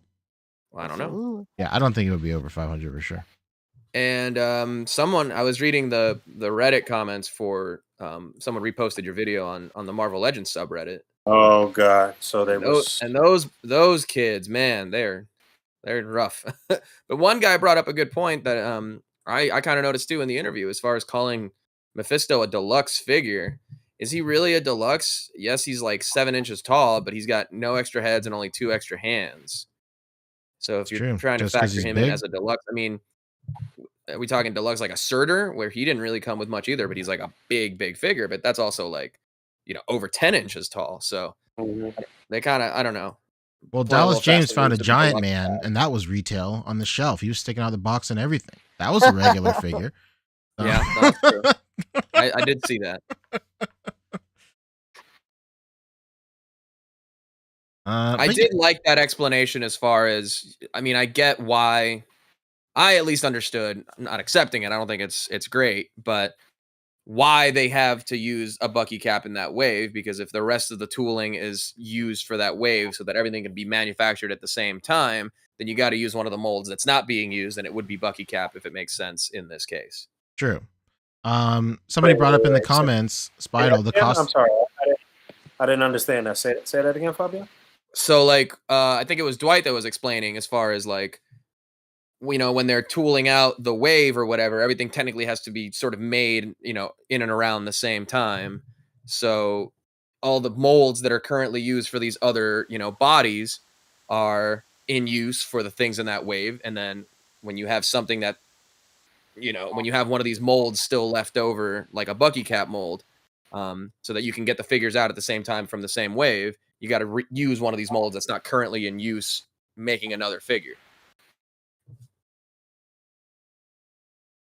So yeah, no, Star-Lord. Bucky Cap's not going anywhere. I wish it was. Yes, somebody in the comments mentioned that figures hold on, is Spidle. The cost of making a figure doesn't get cheaper over time, they only go up. I don't know. I think it technically should, the longer you've had the mold. Yeah, that's what I'm saying. Like, the older a mold and the older the tooling is, the cheaper it is to manufacture. That's how it is with everything. Like electronic manufacturing as well.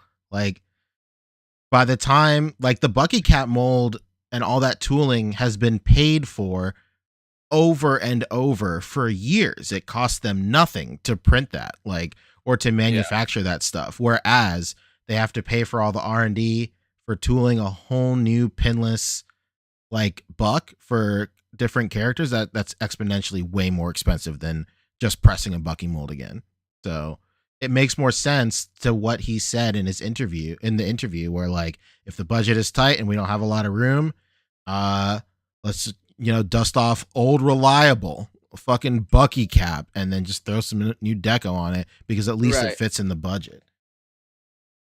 And again, I understand that. I don't think it's great, but I understand it. And I think that also is like a great sentiment for the landscape of this community as a whole. Like, I feel like you can understand what's happening and at the same time not agree with it. Just because you understand it doesn't mean you agree with it. Like, yeah, no. It's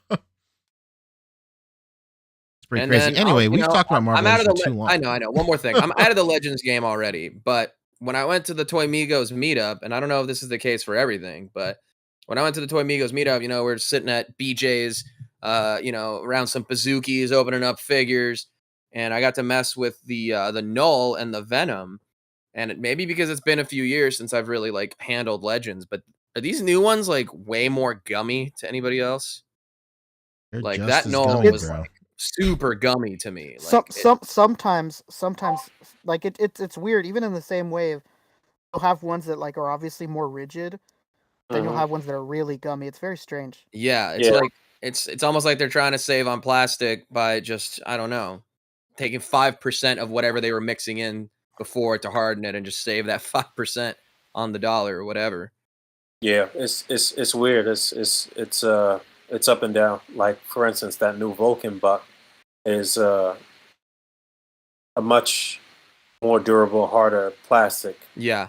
But yeah, I don't have the Lull and Venom pack yet. It's actually probably be here tomorrow. Nice. But yeah, some of them are just gummy like that. I don't know what's up with that. Yeah, just the quality of the plastic. It's just the cheaper it is to manufacture, the more gummy it's gonna get. And I can see like what we talked about last week too, where they're just trying to cut costs across the board just to squeeze out as much profit as possible. I completely see them like changing the formula just a little bit. They're going back to formula. Exactly. and it definitely comes off that way too. When you buy a whole wave, all of them feel nice except for one, and you're like, what the fuck? Why does this one feel like it's made out of recycled balloons? It's just I'm assuming, they look at the budget and they're like, well, you know what, if we let this one if we give this one like 10% like of this shitty plastic, then we make up the budget. Like, up the rest of the budget. It's perfect. Right. I mean, I don't know. I just thought that was like, I was trying to pose it up and it just always had like a slight kind of warping forward as he was in his pose, the hand, like the weapon was like definitely a harder, more rigid plastic. So it was like making the hand droop because the actual like pegs were a little like, not as rigid. Just trying to get him to like hold the sword forward. He was like, drooping down. But anyway, at least they'll be making 50% more profits over the next 2 years. Good Thank for God. them. If anybody needs it, it's them. You like to see the little guy succeed. That's true. Little indie company. We talked about this for way too long. What's next? I did want to bring up to just while we're talking about the crowd funds and everything. Mattel is not on the docket, but it's another good and corporate crowd fund because they got this Eternia up. Yes, and it for sure gonna get funded. Yeah, somebody earlier, Mike Hawes hit us with 2 earlier saying, his what? Sorry, this is not it at all. Sorry, I got confused. Anyway, before the super chat disappears, he mentioned that the Mondo Battle Cat 1/6 scale is $500 and fully articulated. Yeah, that's true too. So anyway, but yeah, we were. So thank you, Mike, for sure. Thank you, brother. Yeah, but yeah, we were talking about this earlier. This is fucking wild. I can't believe we're in the same universe where Legends collectors are going nuts over the card. This is a child's toy. Look at this shit. But it looks like the toy that they grew up with, Boog. But it's also fucking huge. Yeah. Dude, this thing at SDCC was like easily the biggest display case of any company. Yeah, this thing is nuts. It's wild that it's $550. Uh, because it's a $50 flat shipping in the U.S. Oh, there it is. I mean, this is just as crazy as the HasLab. I don't think anyone is more crazy than the other. For me personally. This is crazier. This is crazier than the HasLab. Huh? But it has nostalgia. It has a new audience that they're trying to reach, i.e., like the kids of old He-Man collectors now. I mean, they're not reaching them specifically. It's more like the old He-Man fans are trying to reach their kids with this stuff. Yeah, this is it's a much more niche fandom for sure. But that said, they're voting and they want this, you know. Yeah, they sure do. I said it. Shit's got more. Shit's got more backers than the Engine of Vengeance. Right now, has it really dropped that low? No, it has not. But percentage-wise, yes. Percentage-wise, yes. Absolutely. I was saying this earlier in the group chat with Boog and David. Motu fans are wild, dude. They'll just buy fucking anything. You want to talk about, like, and there's no offense to any Motu fans we have in the chat or whatever. I'm sure you're all wonderful people. But, yo, everything that comes out, you just buy it. It's crazy. And you know it's bad. What is happening? Why? Like, why? I mean, it's the origin stuff, too, which is, you know, specifically the recreation in the style of the old, you know, retro figures. So it's a very, like, specific form factor. It's not... It really does toe the line between a collector product and something for kids, you know. But I think it does a good job of catering to the fan base because this seems to be what they want, you know. Yeah, for sure. I mean, if they want it, then more power to them, for sure. They are also doing the early bird. So if you back it this week, and it's different. It's not that, like, if it funds in this week, every subsequent order from there will get the early bird. It's like, no, orders that are locked in during this first week will get the early bird. And then if you back it, you know, day 8 of the campaign after the 7 days of early bird, then you don't get that thing, as far as I understand. That's the way to do it. That's the way to do it. And it's more enticing than the other method that Hasbro put, because, like, I don't know, man. Like, that was such a fumble on their part, because, like, it carries the negativity of people being punished if it doesn't fund. At least this is just like, if there's no risk of punishment, then I'm more enticed to spend my money on it. Like, I'm not, like, I don't know. We did it on the podcast. We tried to rally people just so our friends could, like, have early bird shit. Like, I don't know. It's really weird.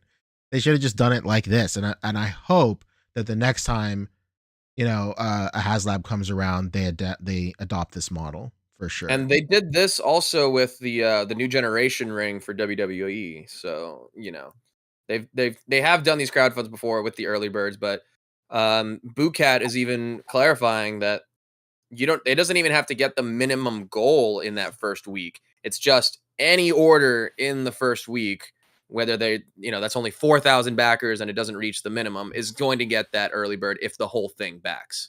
Yeah, that is pound for pound a better strategy, because it is nothing but there's no downside to it at all for the consumer, and that instinctively just convinces more consumers to back it. Like, versus the other method where then immediately you're weighing pros and cons, and that's already a losing battle. The second you start weighing pros and cons on something like this, you've already lost that backer, basically. Well, yeah, Spital, that's what I'm saying too. Like, it does have to fully back to get the reward, but if in this first week, it has until the full campaign, until November 9th, right, to get the 5,000 to actually, you know, get the base backing. But if after the early bird, you know, first 7 days, it's still only at 4,000, the early bird bonus closes and those 4,000 orders get their King Grayskull. And then if it funds the next week, any order after that doesn't get it. Yeah, exactly. Yeah, that makes more sense. And then this is another thing where, again, you got to pick your lane as far as what kind of He-Man collector you are, because it has had a bit of a resurgence now. And I was saying, you know, if we're comparing it to that Mondo or whatever, if you're a modern day He-Man collector in 2022, it doesn't really make a lot of sense to like go with the kids form factor and put your money towards something, you know, that is a more modernized, yes, different scale, but from a, you know, engineering and, you know, technological improvement of 40 years of action figures perspective, the Mondo stuff is 100% better, you know, like objectively. But you lose out on stuff like this, which adds to the overall value of a He-Man collection, having all these playsets, having the Castle Grayskull, having the Snake Mountain, which they also announced they're doing. It's not a crowdfund, but they are doing a Snake Mountain too. And this is the type of thing that would sway me if I'm just like a He-Man collector. I'm not, but if I were just a He-Man collector and all these options are out there, I've got Masterverse, I've got Mondo, I've got Origins, I've got, you know, even trying to go back and get like the Four Horsemen stuff. This is the kind of thing that would like, you know, tip me in the favor of this line. I would be like, well, yeah, this is 550, 600, but I think this might be the jumping off point for, you know, or, you know, hopping off point, I guess, for getting out of Masterverse, getting out of Mondo, and putting all the money towards a complete collection of this Origins, because now there's play sets to go with. Now there's more vehicles. Now there's all this more complete collection, you know? But I'm not a He-Man collector, so what do I know? And none of us are He-Man collectors, so why are we talking about this? Well, you know, we're talking crowd funds, we're talking billion-dollar companies. We're talking what's next? NECA. It's almost 11. We gotta hurry up. Oh my god. A specific. What's going on with NECA? Oh, I know. We're still part of the 31 days of spooky stuff. My god. Right? There we go. 31 nights of fright. Ooh. Where's my effects? There we go. Ooh. You love it. You know you love it. Don't lie. A few new reveals, I suppose. We'll run through them quick. Hey, how about Herman Munster from the Rob Zombie's The Munsters? Jesus now on Christ. Hulu, I think. What about Grandpa Munster? About him. What about Lily Munster? You'll never guess who plays the lead female in a Rob Zombie movie. Who? Rob Zombie's wife. Oh no. Never Just like saw all that of them. coming. Just like all of them. All right. Hey man, if you wrote Dragula, you know, obviously if you're Rob Zombie, you're pretty well ingrained into Munster's, you know, lore. So you can get away with whatever you want. It's true. One of the all-time great, you know, hard rock songs of the early 2000s is about the Munsters car. So yeah, give him carte blanche. Anyway, here's a Reagan bobblehead from Yep. The Exorcist. What about this? This was cool. Finally, people have been waiting to see this because they did announce that they were working on this movie, but it's been a while now since, you know, we've heard anything. And here we go, the Feral Predator. We've never seen this Predator before, right? Before this movie. No. Till now. Ooh. There he is. Hey, all right. Really cool. Some new Toonie Terrors. You love Toonie Terrors, don't lie. All right, there they are. What about the Nun? There she is. I could have sworn they did this already. No? This is an Ultimate figure, not 8-inch retro. But it's still going to have the soft goods. Honestly, just like take the soft goods and you can just have any nun. It doesn't have to be an evil demon nun. Yeah. Just be a nun. Oh my Army god. build your nuns. I actually need her. I need her to go with Papa Emeritus from Ghost. She can be the Sister Imperator. All right, what about ooh, they did reveal they're finally doing again. They're announcing they're doing Nightmare Before Christmas. Ooh. There it is. What's this? Ooh, all right. Batman hit us with 5 saying those monster figures will peg warm for the are the peg warmers of the year, calling it now. Ain't nobody buying those. NECA paid $1 for the rights. That might be somewhat true.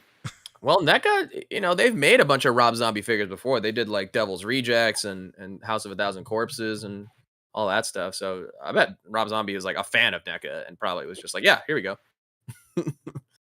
Oh, and the PR lady's name was Christina. Thank you, Christina. Shout out to Christina. Shouts out. Looked like she had a great manicure from just the one little frame we got of her hand politely tapping you on the shoulder to say, please stop, sir. Your time is up. What a great man you are to notice something like that. What about you, Fabio? Of course. Frankenstein, bobblehead. Yep. All right, body knocker, whatever. Is that it for NECA? Oh, thank God. Yeah.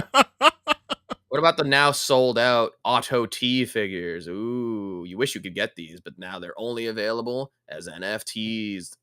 What the fuck? Oh, that's right. The Walmart thing? Jesus Christ. Bro, I'm so glad I don't give a shit about this stuff. Well, we did have some third-party stuff to talk about real quick, too, yes, right? We sure did. Because Fat Man hit us, I think, earlier talking about it. Yeah, Doc Ock.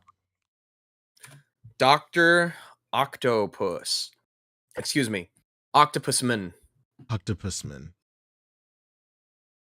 Here he is. Questionable head sculpt, Otto Octavius. So there's two versions. There's a regular and a deluxe. The deluxe comes with the additional tentacles from Far From Home. Oh. Because they have like the little red nano the nano machines. Yeah. With the glasses on, pretty good. I mean, it's pretty good, but this is the impersonator you hire from Party City, bro. Basically. This is Avengers Campus Octopus. Yeah, Avengers Campus. your coworker's uncle that they've convinced to come to the party. He's gonna be right next to accordion Spider-Man coming down off the roof. Ooh, they look good though. The soft goods look great. Oof, I don't know about that. Yeah, that's rough, dude. This looks like, I don't know. This looks like an Asian woman, kinda. I can't even. What's the lady's name that was in Goonies and Throw Mama from the Train? Yes, wrong guy. All I know about Goonies is they never say die. This looks like the Doc Ock that you would draw when your family's like, my son knows how to draw. Draw Doc Ock. This is it. Can you draw? He looks just like too old because they kind of digitally de-aged him, so he's more like Dr. Octogenarian. No. Sometimes I wonder if they purposely don't do it perfectly so that they try to get in the least amount of trouble. That's a big brain move, Rick. I know, dude, I'm on another level tonight, man. Big if true, baby. It's doable. Big if true. Yeah, the head sculpt is wild. You know what it reminds me of? Like when that very first trailer came out, and then at the end where he's saying hello, Peter, and like I remember I specifically was like, something about him looks weird. He looks really weird in that one shot. But the rest of the movie, he was fine. But like, this is just this. It's just that. This for the whole figure, it looks very questionable. I don't know. It's not even one of those things where like you can take the head off and like have it be another Alfred Molina character. Like, there's no way I can use this head sculpt to make like the Monsignor from Chocolat. You mean Chocolat? Yeah, Chocolat. Or chocolate if you're nasty. What's his name? I had to actually look it up. I don't remember the name of the character. I'm gonna look it up. Anyway. Talk about J-Dep? No, not J-Dep. It's what's it called? Is maybe? Oh yeah. Comte the mayor. He's the mayor. He's not a Monsignor. He's the mayor. Okay, whatever. Mayor Martinez?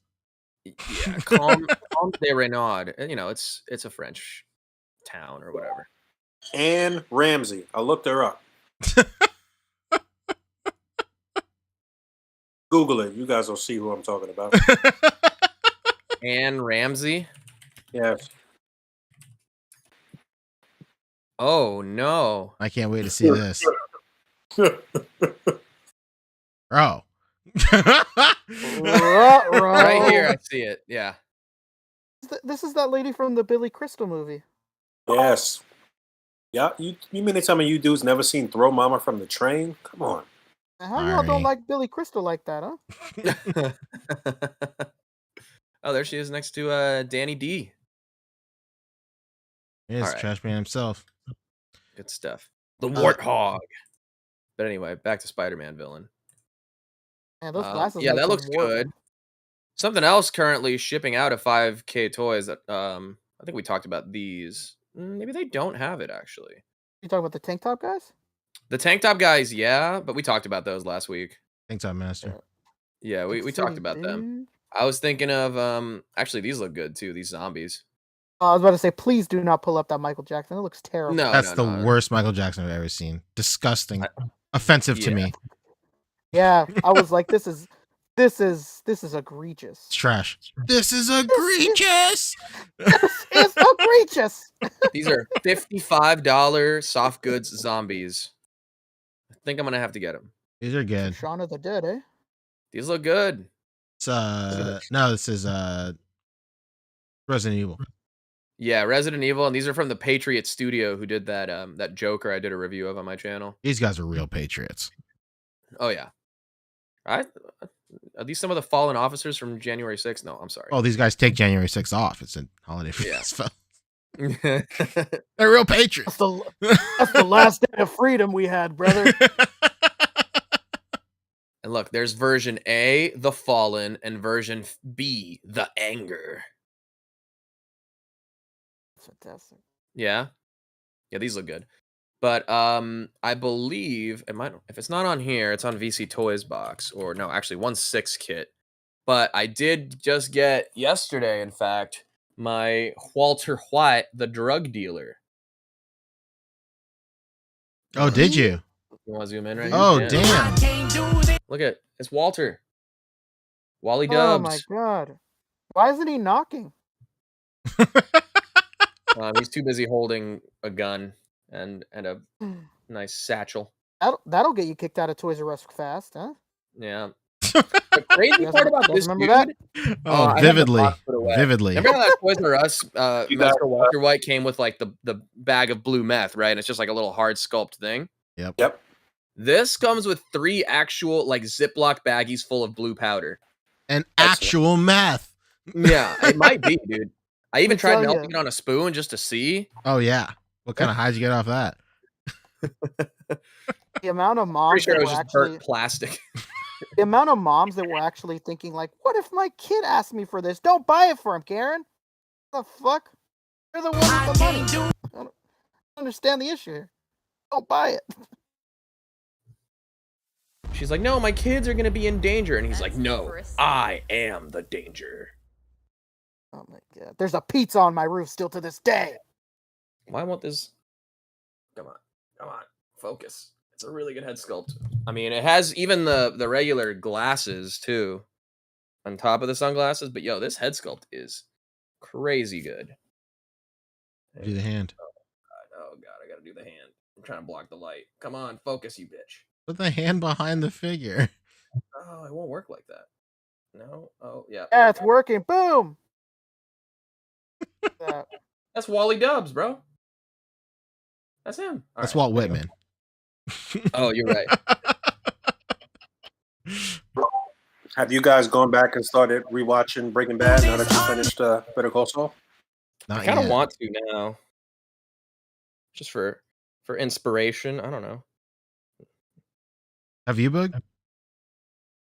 I mean, I had rewatched it again for I don't know how many times before I started finishing up Better Call Saul, and still holds up, man. Still one of the best TV shows ever produced. Hell yeah.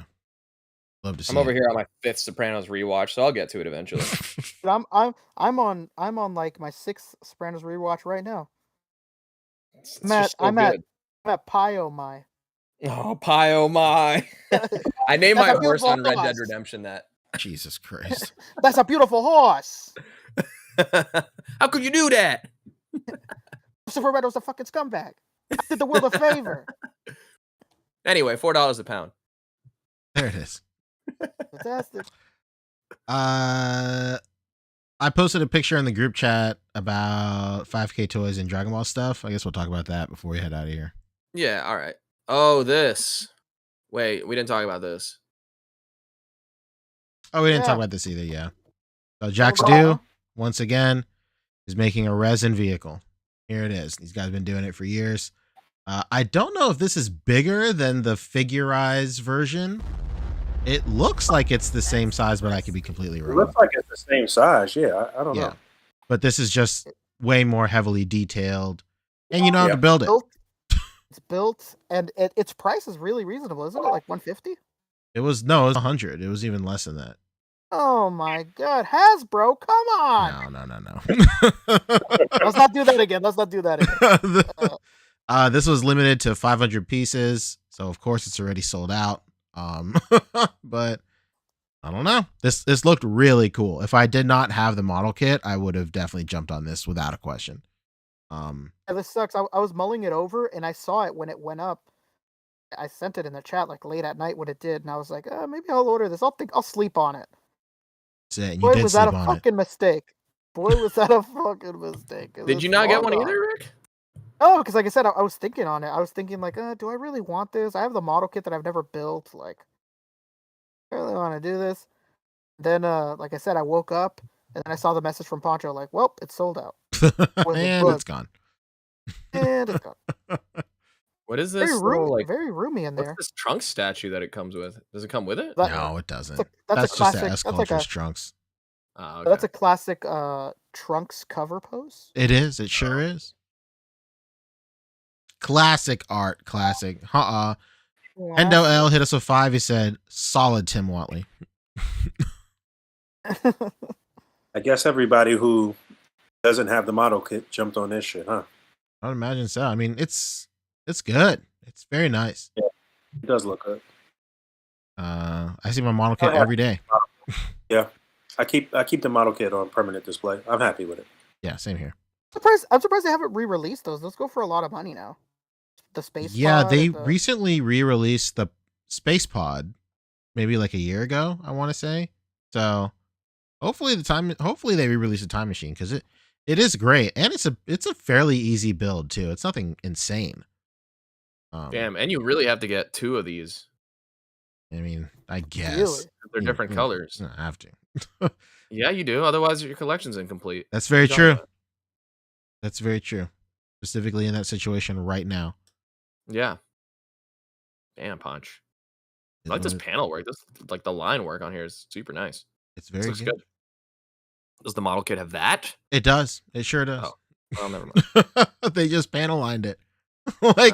They really just molded the model kit and then just painted it really nice, which is good. I mean, it is what it is. Okay, but what about wait, where was that picture? Oh, here it is. This. There it is. So Kong Studios is officially upgrading to 3.0 technology. A win for us for sure. It's just cool to see that they're emulating it. A lot of people are kind of pressed because when Kong Studios put out their Super Saiyan 4 figures for Goku, it was Super Saiyan 4, but it was like on the 2.0 buck, which was kind of strange because we got an official Super Saiyan 4 Goku from Tamashii Nations, and that was a 3.0. So it was just a weird step back. This is obviously all very strategic, because they release those on 2.0 so they can resell it to us on 3.0s. Just how you make money, baby. It is what it is. The cycle continues. That's it. Casey Evans is in chat with us right now, clarifying his podcast feature. He said, Ponchisi, the 3.75 inch Sentinels have a clear red plastic piece on the top of their heads like Transformers. When you shine light, their eyes do light up. So that's why the red was behind it. Whoa. There it is, baby. That's cool. Hell yeah. Thanks for coming on, Casey, and clearing that up, baby. Let's go. My one son, Kal-El. But yeah, who knows how many figures we'll see on this buck. The sleeves are kind of short on this. Kind of wild. It looks like they're just. So I have the Gohan right here. It looks like they're just. This is just the Gohan, which is why the sleeves are so short, because they have to add the blue undershirt under it or some shit like that. I don't know. Hopefully they fix it up. Short sleeves are kind of strange, but what are they doing? Kid Trunks and Goten? Like, what the heck? That's true. Come on, that man. is the holdup, baby. They're perfecting that kid body, man. We're so close. We're very close. That man is asking, when does the Super Saiyan 4 Vegeta drop? Next month is when he drops. So hell yeah, baby. Well, that's sick. It is quite sick. And I guess that's that. All right, goodbye. Hey, welcome to the after show. Anything we're talking about? Hey, did you guys talk about Mayfix? Oh, sure. We did not. What's there? Black Suit What was Spidey? Come on, guys. Black Suit Spidey's out. That's it. Which Spidey? Black suit? Oh yeah, Spidey. somebody was saying that in chat.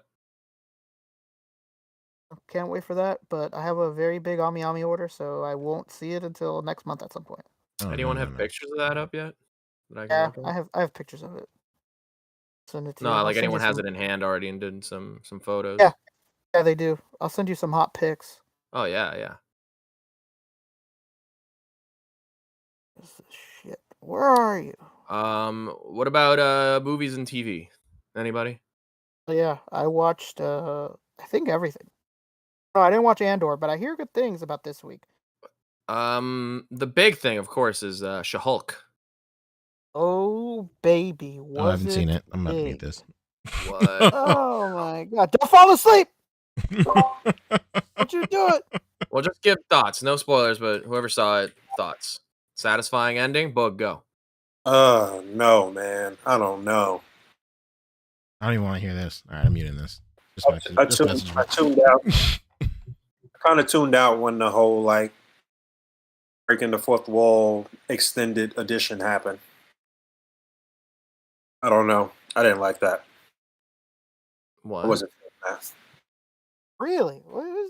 I mean, some of it was like really rushed, but I thought it was great. I don't know. You like? I don't know. That kind of I don't know. And the show has been pretty fun to me. I don't know. I feel like towards the end of the episode, though, they kind of like it was a lot going on, man. I don't know.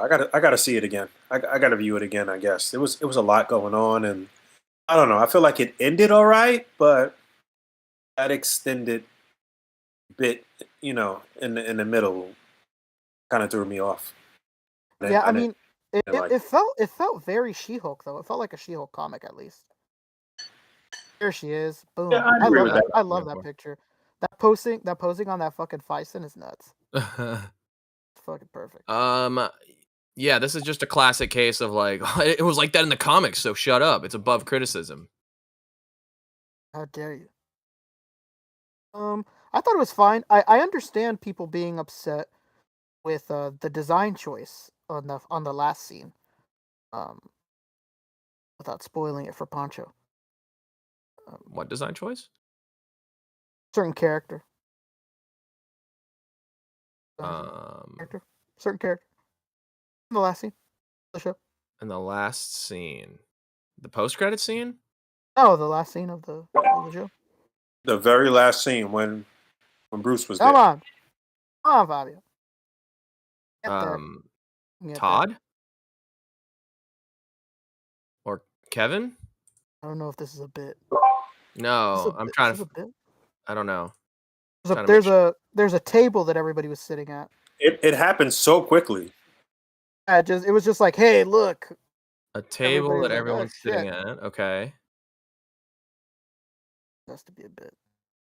I think you're being a little too No, a little too cagey. we get any more crazy, we're gonna be you with spoiling shit. Come on, Fabio. Oh, yeah. Okay, I got it now. Okay, Right. My bad. Come on. That So last scene. I was like, I completely forgot about that last scene. Yeah. Okay, I feel you. Like I seen people upset about the design choice, and I understand that at least. Yeah, that was weird. It was kind of weird. It was kind of weird. And you know, the hope is that it'll get fixed, because I'm not a fan of the design either. But you know, the hope is that like through time they'll just fucking change it. I mean, this was the Netflix show. You know what I mean? So it's what it is. It could get cleaned up. A lot of this shit needs to get cleaned up. We've been talking about how the CGI overall has been real suspect anyway. So, I was going to tell you too. How'd you guys feel about the look of the Abomination, though? That I liked, actually. Yeah, he Oh, looked I good. love that. He's been looking good. Yeah, the few times they've shown That's him. fucking great. Yeah. I wonder if Thunderbolt Ross, if Harrison Ford is really going to be Thunderbolt Yeah, Ross. that's the rumor. I just heard about that today. If that's true, Jesus Christ. Harry Ford, man. Harry Ford. Another film he's going to want to dream of being killed off from. Oh, no question. Basically, I was saying that same shit to David. I'm like, yo, he didn't even want to be freaking Han Solo. Yeah, he only came back to Star Wars if they agreed to kill him. Was he gonna fucking handle? How did that Kevin work Feige? out for him? He loved it. They still brought him back as a ghost in the last one, so I don't know. Yeah, it's all the same. I mean, one scene as a ghost, you know. Yeah. As far as She-Hulk, it was weird for sure, and I was like, all right, this is different. Yeah, I didn't mind it as much as some people did. It just felt very comic booky, which I liked, and you know, we don't get much of in the MCU, so it was nice to get it. But I understand people's. Yeah. I'm not going to be all crazy over the last episode, because overall, I think the full package was fun. It was a fun show, and yeah, that's all I'll say. It was. I didn't expect much, and I wasn't disappointed because I didn't expect much. It did feel like some stuff wasn't really paid off. Like, we're waiting to find out. Ooh, who's behind this crazy website? Ooh, it's got the name of a classic Marvel villains team. Oh, it has nothing to do with that. That's it. Yeah. Can Poncho hear us? Poncho, can you hear us? He can't hear us. Poncho, come back. Poncho. Did you guys see Rings of Power? That also ended. No, I'm too invested in House of Dragon, man. I can't be bothered. The fucking Rings of Power. But now that it's over, I will watch it though. It's over now, and it was interesting for sure. I think this last episode was missing like one plot line that didn't get touched up on again.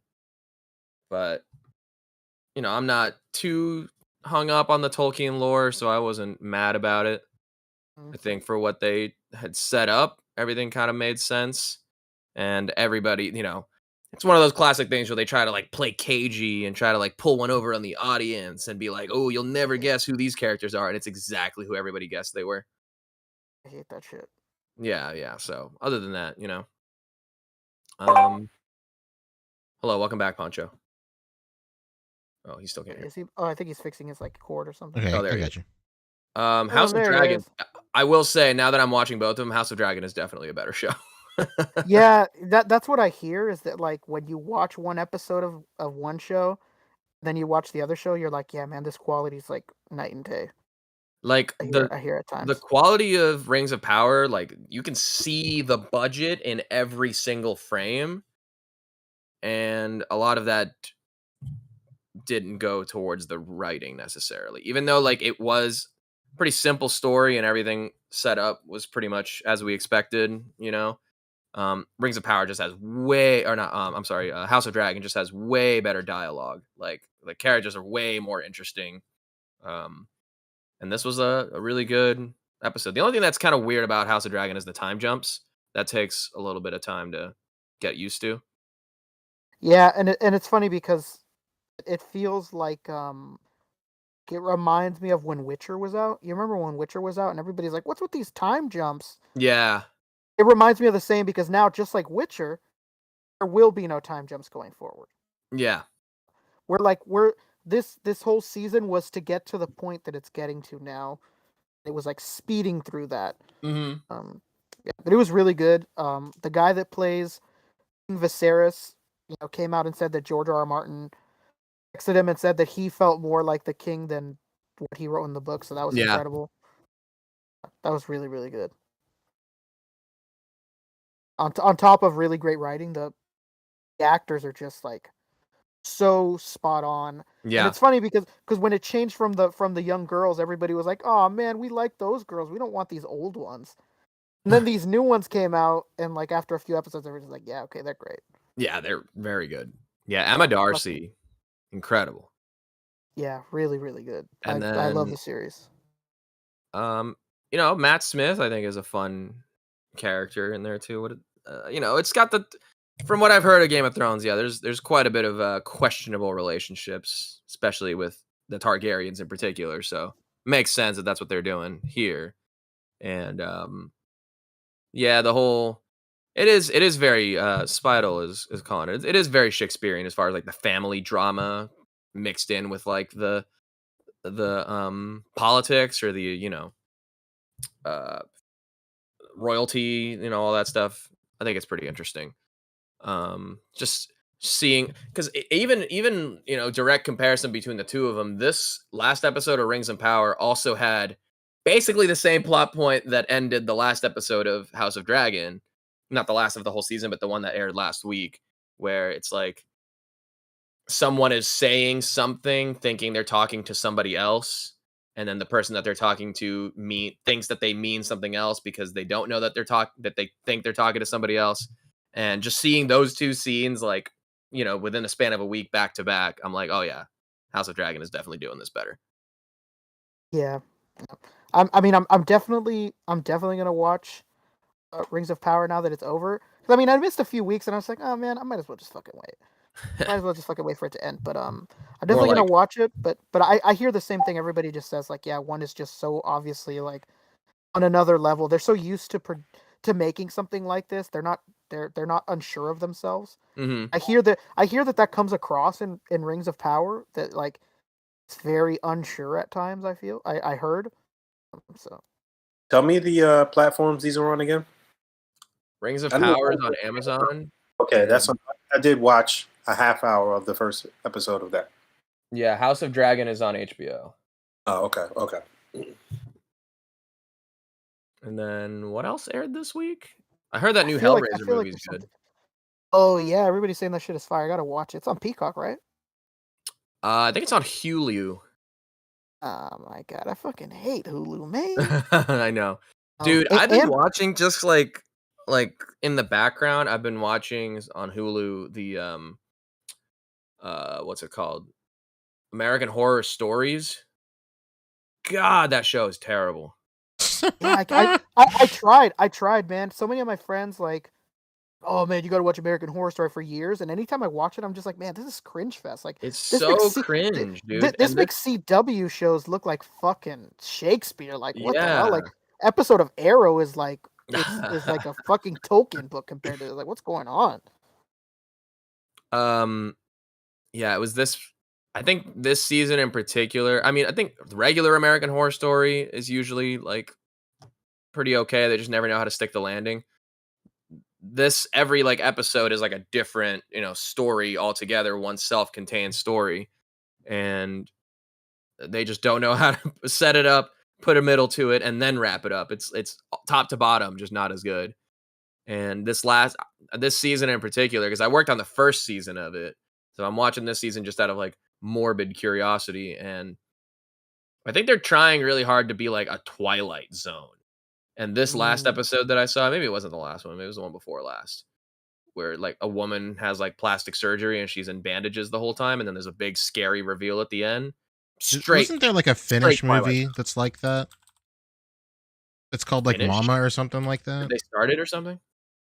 No, I feel like there's a movie that has that exact same premise where the mother has plastic surgery and she's the mom of like two twin boys, and she comes back and they're not really sure if that's their mom or not for the whole movie.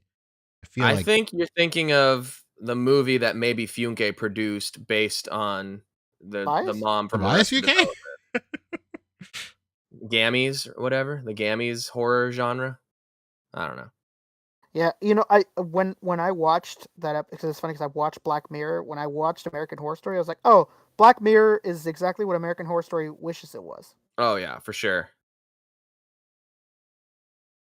I just couldn't take it. It was super cheesy. Like, felt like it was written by like a 16-year-old. It's like really into horror, or like It probably at least was. that's what it fucking felt like to Like me. I've read I couldn't- creepypastas that are like way better. I just it's so cheesy. I can't take it. Like this is on the same level as fucking Scream Queens. Like I can't watch this.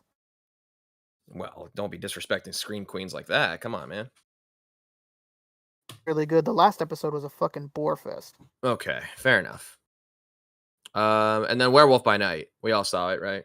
I didn't Oh, see it. dude. Yeah. Oh, yeah. He said he's gonna watch it with his wife. Oh, that's right. Why you What a still good didn't? man. I don't watch shit. What's that book? I was saying I didn't believe that Pete still didn't watch it. Yeah, that was great, man. You'll enjoy it. Hopefully they get him to direct Blade because he did such an incredible job with this. Yeah, This because movie. Blade did lose its director. That's wild. That fucking sucks. Did you hear that? That's my dog choking in the background. Could barely Just hear. assumed that it. I think he swallowed a piece of hair because I hear him just like. Fuck. I honestly, I swear to God, I thought it was Poncho's cat. This fucking Bill's coughing up Werewolf by Night hairball. Anyway, that's all I got. Fantastic. Cool. Sounds like that's all we got at all. So we're talking pickups, right? I basically showed my pickups. I did finally get my Batmobile though. My Oh, Mattel. yeah, I Batmobile. was gonna fucking ask, how's that? It's pretty damn cool. It does feel like it's worth $100. I'd hope so. Is it a shell? Is it a shell? What are we talking? Here, I'll grab it real quick. Put it on the fucking camera. Show her off. Somebody sent me pictures of it this past week after they struggled to get their Batman in there because the doors don't open or anything. Yeah, the doors do not open. And I mean, it's a good size. Like, it looks good, but it's not painted. It's just a straight cast in this flat black plastic. And then even these like gray parts, these are all cast in plastic of that color. So you see like a little bit of like the marbling and stuff in there. Mm-hmm. It doesn't really have like a paint job per se, everything is just like gray, black, and then everything that's like the windows and like the lights have like the colors and everything in them. But I'd hope so. yeah. Have you tried to get a Mezco in there? No, not yet. I was gonna try with this Batman here, but that's gonna be tough because like the doors don't open, so you're just gonna have to like wedge it in there or something. You can't exactly like lift the chassis or anything. You'll never get a mess going there without tearing up the clothing. No, hell no. Especially because like since everything is like in this cast plastic, some of like the actual plastics and stuff here have like a hard edge, almost like the flashing from the mold and stuff. Yeah. You can feel some parts where there's like a slight bit of like plastic sort of sticking up that could like definitely snag on the clothes. Just a bit. I don't know why they like marketed this as like you can fit a figure inside. Like you can, but it's not gonna be easy. Well, you just answered Like- it. You can. That's why they marketed it. There's no fucking way a McFarlane is fitting in that shit. Those things are giant. No, with the hard cape, hell no. There's no way you're But gonna have to butcher. I did try rolling it around and terrorizing the dogs with it. It's spooky and scary for them, so that alone could be worth the price. And I forget, did Boog, did you order this too? Did he miss out? I don't remember. Boog, did you order this? Boog. I think he said he didn't. My God. Yeah, I'm grabbing the remote so I can try it out too. You can see the lights, and then the remote is just like, it's not exactly an app control type of thing, but I'm trying not to roll this off my desk. Put Like that shit backlights in up. supercharger mode. Wait, what just happened? Oh, there we go. Oh shit! That sounds kind of fast. What the hell? Yeah, this thing rips. Honestly, it goes. Are you watching Hasbro? If you're watching, Just saying. Like it does have a budget feel to it, you know? I'll say that. Uh-huh. It looks good though. It does like look good. It'll photograph well for sure, but how does it compare to your $40 Bratz car? Honestly, I kind of like the Bratz car more. Yeah, the Bratz car's way better than that thing. Let's not get it twisted. The doors open.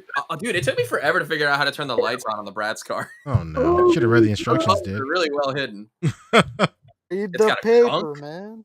Oh my god, this is hilarious, bro. I'm not even fucking fronting. The Bratz car is an industry staple. Like I'm tired of fucking pretending like it's not. Like tired of acting like it's not the best car we've ever had.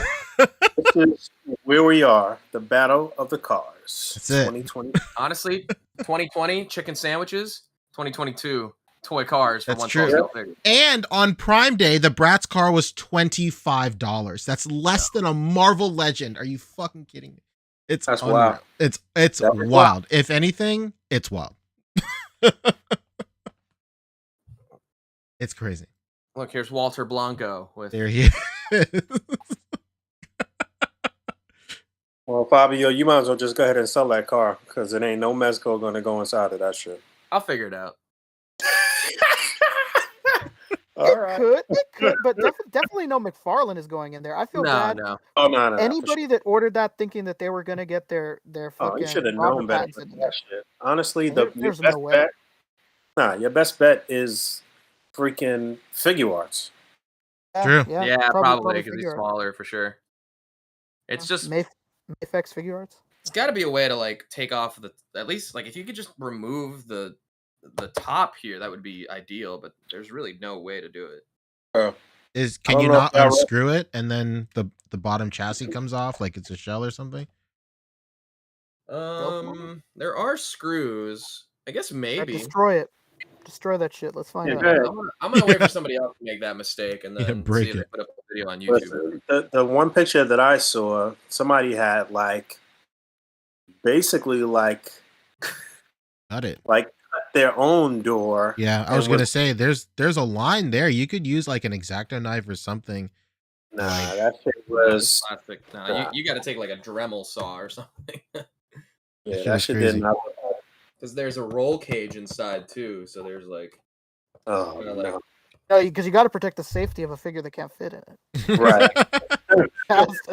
that's fucking. We got to protect this. This car's death proof. That is wild. So basically, you just gonna have your Batman standing on the outside. Look how good that looks. Mm-hmm. There he is. Yeah. Just like the movie, bro. I remember this. Speaking of a movie, did anybody else get fucked up and see that fucking Black Adam shit? Oh, I saw the spoiler. Yeah. Oh, thank God. I've seen the spoiler on my. First of all, how's that possible? How's that possible? They had screenings this week, like I see. Exclusive. They just they're inexperienced with like stopping people from like having their cameras out. Like I swear to God, man, I was at this Disney con. They have the Men in Black walking around the room with fucking night vision goggles on. They're looking for heat on a phone, taking the picture, and they stopped my ass. They fucking, let me see your phone. And then Marvel came over, stood me up.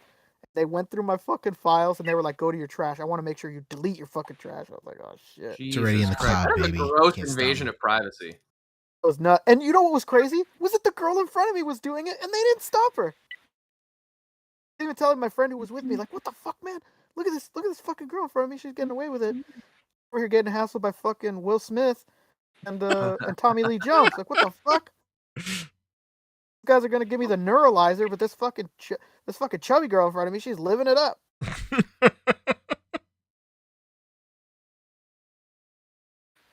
I wonder who will be next to actually come out with a better Batmobile. Gotta get a third party in on this shit, huh? McFarlane. Still Figment. going at it. Watch Figment do it. Yeah, I can see McFarlane coming out of left. Not even left, really. That's his lane, honestly.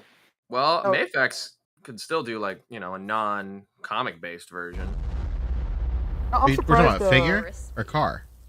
Oh, I'm talking car. about the Yeah, car. I'm talking about the car. Oh yeah. I'm surprised. No, Mayfix wouldn't do it. I'm surprised nobody else has done the bikes. It's just been McFarlane doing the bikes. It's like the cheaper option. Yeah, because Mayfix did do the bikes for Dark Knight. Yeah, so they They could. did. True. That is true. And, I still you know, have it. Figma does crazy shit. Like people over here think that Figma's doing fucking schoolgirls and shit, but they make 1/12 scale tanks. Yeah, they do, and they're fucking huge. Yeah, they're fucking humongous. So, hear that, Hasbro? Fat Man just hit us with Not like 5. their tank is cheap though. No, they're not cheap. They're not No, cheap. they sure That's aren't. for damn sure. Well, Fat Man the said? tank is what, $200 or something? I I don't think know. it's like 250, like that. Fucking Remember huge. when the subway up? car was out, and then everybody thought that was crazy expensive?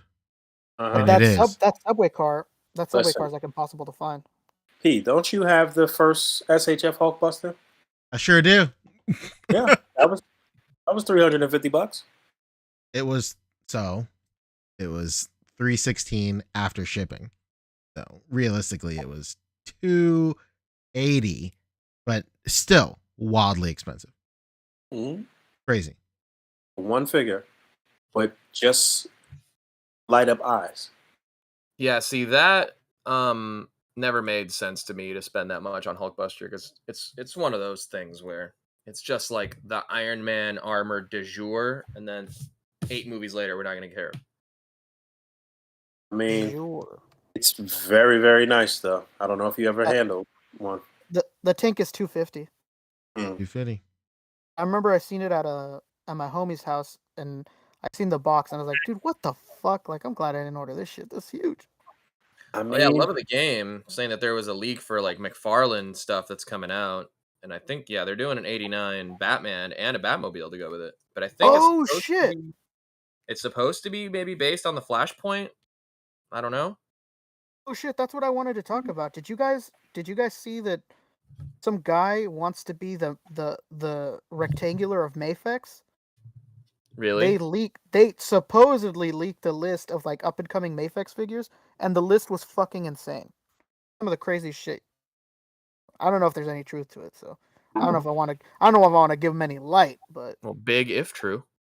big if true type shit. Yeah, there's some crazy ass ones like there was Black Cat, Danny Ketch Ghost Rider. Ooh. It was a pretty crazy ass list. Okay. Here it is. So for DC, it was Tim Drake Robin, Green Arrow, Dark Knight Mutant Leader, Neil Adams Batman, Superboy, Eradicator, Nightfall Bane, Electric Blue and Electric Red Superman, Jesus. Damian. Then for Marvel, it was Magneto, Rogue, Beast, Nightcrawler, Iceman, Archangel, Black Cat, Scarlet Spider-Man, Spider-Man 2099. I don't know if any of this is fucking real. It's Daredevil, Captain America, Winter Soldier, Danny Ketch Ghost Rider. Who knows? But if this is fucking real, sorry, Legends. I don't know what I'm gonna do. I'm having to choose between my mom and my dad right now. I think it's time to pump and dump. The fucking judge is pointing at me, and it's asking me to pick if I want to live with my mom or my dad. And I don't know what I'm gonna do. Yeah. Anything else you guys seen that's new, or even something that you watched that's old? I did watch Scarface this past week. Oh damn. You know what, man? Yeah, I'm gonna get some fire for this, but the movie did not age well. Scarface. Yeah, man. Yeah. It's not The Godfather, but it's still classic. I kind of like in the past, like maybe like 3 times I watched it. I turned it off before they killed Tony. Yeah, like, and you know what's funny is that like half of the movie is pretty solid, but I think like the ending half a little too nuts. I mean, it's wild to think about it. Like the dude is coked out of his fucking gourd, going out in a blaze of glory. Like that's the wildest movie ending ever. And he almost them too. Yeah, I was about to say he almost won. He almost won. Like, and then that one dude just snuck up behind. Crazy. Fucking one dude. And he Fuck was up me, still you fucking going. with that vest. Hey! Hey! Anytime I rewatch a movie where somebody's playing like an ethnic character that's white, it's like, oh, this didn't age well. Yeah. I could see that. Yeah, his accent was fucking horrendous, no question. But Oh, yeah, it's terrible. I mean, even when the shit came out, it was horrendous, honestly. So And I don't even know where the fuck he got it from. Like, who, like, you live in LA, bro. Tons of Hispanic people out here for you not to know how to Yeah, do but not Hispanic Cuban. accents. yeah, he could have did a My ride bad. along with some essays for. Well, that's Mexicans, but still, he could have did some Whoa. shit. He could have put somebody. They could have put somebody next to him. Yeah, I wouldn't have faulted him if I wouldn't have been like, hey, man, that's much more Mexican than it's Cuban. Yeah, Like, I mean, what he I mean- did was like nothing. It was like some crazy shit. it was some other shit. Yeah, for sure. Still one of the best actors of all time. That's crispy. Oh yeah, for sure. Him and Donnie Brasco is like one of the greatest roles of all time. I think it's fire. Mm-hmm. I feel like I watched something else this past week. Did not. What was the other movie that I watched? Yeah, I ain't see shit. Real quick, Fat Man hit us with 5 earlier. Said Fabio's going to try and get that Robert Zadar chin Batman in there. There's no way he's all chin. Only the head will fit. So all head. Incredible. All head. I mean, my man's chin is as big as the rim. There ain't no way. He's chinned up for sure. Mm-hmm. Show it proudly. Oh yeah. Man, that shit is crazy. That's Joe Swanson. There it is. Listen, Joker, you're gonna need to go ahead and get in the back of the car. Not enough of your jokes. Yo, J. Chico Moran, man the myth. What? Chico, let's name? go, baby. Hit us with 10. He said, yo, my peeps. My big cuz snuck me into the movies to see Scarface, LOL. What a good cousin. Hell yeah, dude. Shout out to Chico, man. That's Yo, what the shout fuck? out to Chico, where Chico, are man. you? Where is this man? Give us your exact location, Chico. Right now. No, I think he's down. Well, I won't give up his location, but I No, did. don't give it. I was about to say maybe don't give it. Yeah, bro, dox yourself. Come on. Yeah. Damn, I saw Scarface for the first time in high school, though. Chico's a little older than us, but yeah. I seen My that shit. first R-rated movie when I turned 17 was Kick-Ass. Holy shit. Kick-Ass? My first R-rated movie was Friday. I mean, it wasn't the first I saw ever, but I saw in theaters legally. Oh, in theaters. I don't know. I was never given a limit. I was growing up. I had to watch whatever the fuck my dad wanted to see at the movies. No questions asked. It could have been fucking anything. I saw Friday with my mom and like my aunt. The theater? Like it was, I don't know. It was a bunch of like family members. It's crazy. Imagine a fucking family gathering. We're all gonna go watch Friday. Friday. I had no clue.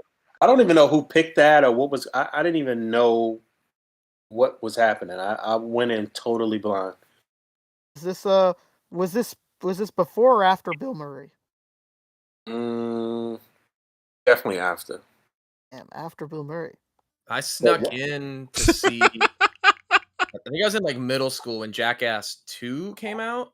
You saw that in the movies? God damn. No, I bought tickets to The Illusionist with Edward Norton, Oh, Jesus Christ! and then I snuck into Jackass 2. yeah, we used to do shit like And that. they found us out, and we had to go back and watch The Illusionist. I was like, man, fuck this! I don't watch no goddamn turn of the century magician. And then it turned out to be one of my favorite movies. That's fucking hilarious. Illusionist goes hard, dude. That's a great movie. We used to just get some random adult to like buy the tickets for us outside, basically. Oh, Jesus R-rated. Christ. My dad agree to took me that. when I was a kid to see the first Predator movie. I'll never forget that shit. Oh, hell yeah. Mind you, I was like 7, maybe. Goddamn sexual Tyrannosaurus. Your Yeah, dad. That was me growing up. I pretty much got to watch whatever my dad Yeah. wanted to watch. There wasn't like, oh man, we can't let this kid watch this. It was like, nah, Yeah, I'm gonna go watch. parents were I'm gonna like go that. watch this movie. My parents were like that. If we were seeing it with them, then it was all good. Yeah, that I was think pretty much like my it. parents took me to see the first scary movie, like the parody films or whatever. Yeah. That was They made wild me seeing it close with your my parents, eyes huh? during, Jesus Christ. What's up? So that must have been wild seeing it with your parents. Yeah, I that was must have probably been like 6. That movie came out like 99, I think, right? 6? They do No some way. wild shit. When did that movie come out? Like Fucking 2000, 99 scary to movie. 2001, something like that. So I was like 6 to 8 years old, I want to say. And then there's like the I mean, I guess it is a sex scene towards the end where like he pulls down her drawers and she has like a Bush bush light. Oh yeah, and he, like takes the and he starts to chainsaw and like slices through it and shit. He's weed whacking it. He's like, Yeah. I I had to close I my think- eyes during all that. I'm almost certain that the first ever movie I watched in the movie theaters was True Lies. Oh, Okay. nice. I'm almost certain that was my first movie I ever watched in a movie theater.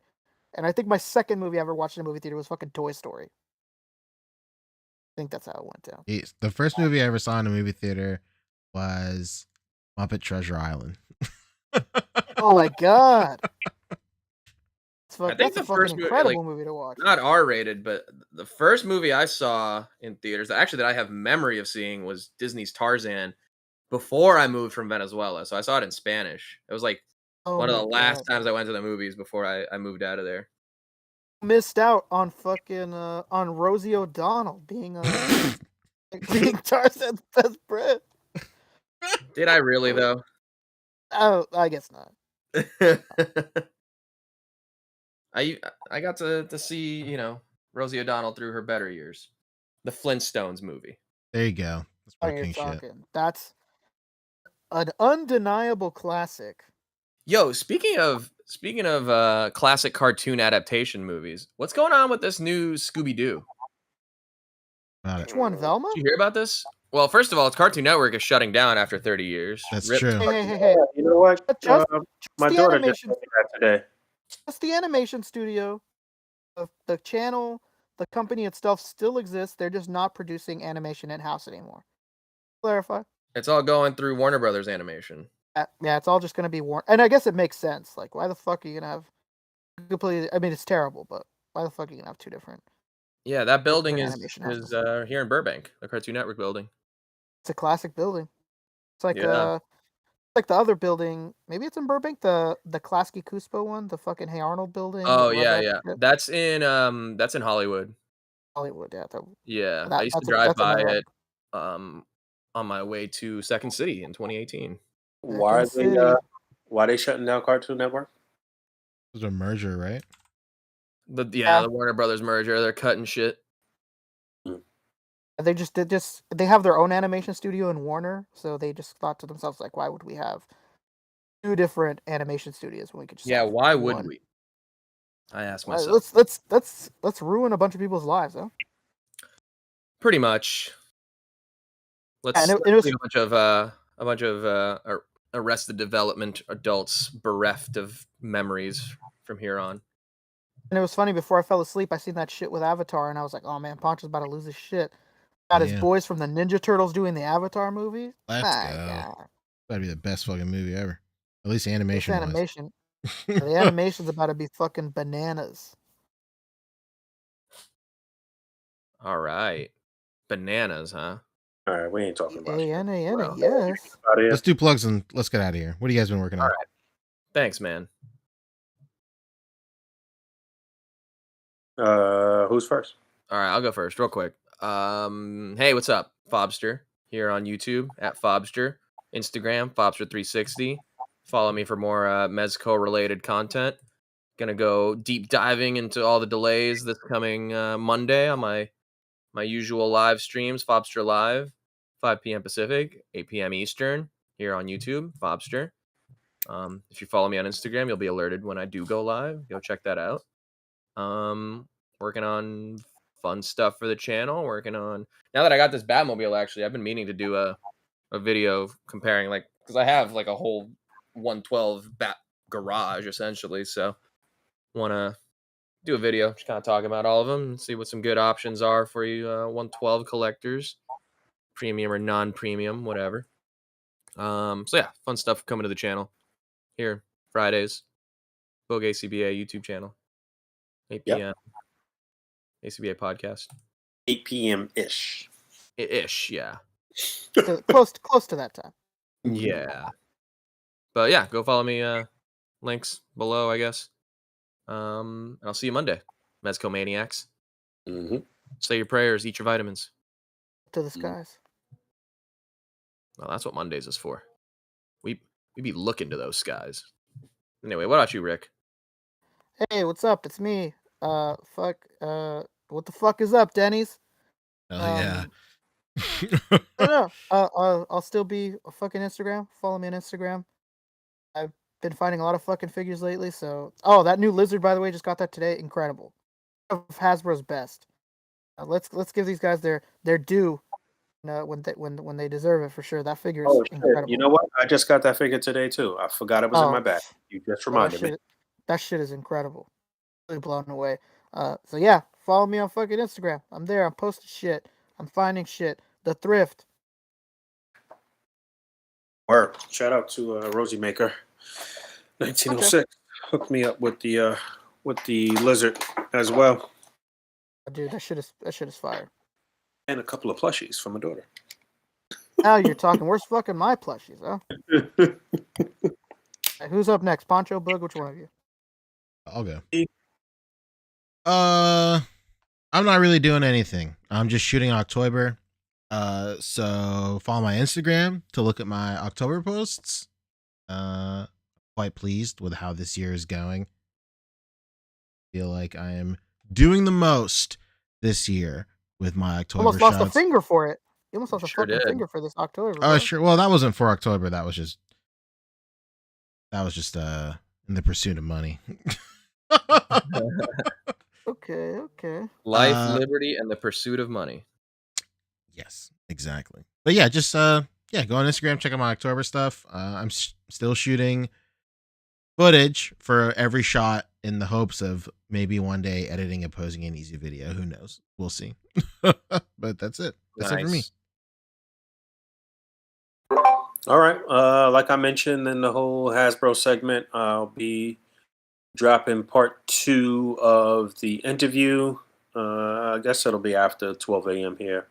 So yeah, stay tuned for that. I myself am on the table. I have something on the table right now, trying to shoot more stuff for OcTOYber myself. I've been loving everything that I've been seeing from the community in terms of that. I've just been enjoying a lot of people's art, even outside of OcTOYber recently. Just sitting back and taking it all in, just enjoying the community and what people are offering. So, yeah, continue to put up content on the channel. I'm continuing to shoot the next main course. I'm doing everything. I'm trying to do as much as I can without pissing off my loved ones who think that I'm doing too much. Love to see it. So that's it. Yep. I don't think you're doing too much enough. Yep. I don't think you're doing too much enough. Jesus. This freaking lizard is nice. Yeah, I'm telling you, right? That lizard, that shit is nuts. This is not even like a Marvel Legends right now. Shit's got the Yeah. upper torso joint plus the ab crunch. All new. Different points of articulation on the neck. It has a shin swivel that's hidden. Shit's nice, bro. A shin swivel where? Trust me, it's there. Oh, for the foot under the pant. Oh, under the pants, man. It's fucking there. It's crazy. Couple of accessories, interchangeable hands, bendy wire tail, right? I didn't even take the tail out of the package yet. Yeah, this is that shit is a bendy wire. Top tier Marvel Legends. Good job. All right, let's get up out of here. Thank you to everybody for donating this evening. Shout out to everybody for listening, and we appreciate you guys. And thanks for hanging out. As always, rate, comment, and subscribe. Hit that bell down there. And until next time, peace.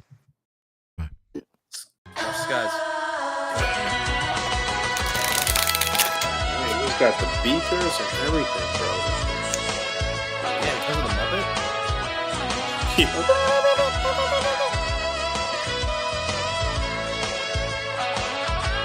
Those were the beakers that they teased, right? We all thought it was the Beast, but I think both of them came with it. Does the Beast come out of beaker too? Figures not nice. Couldn't believe it. It's another level. Like, man, I wish every Hasbro figure was like this. No soft goods, no compra.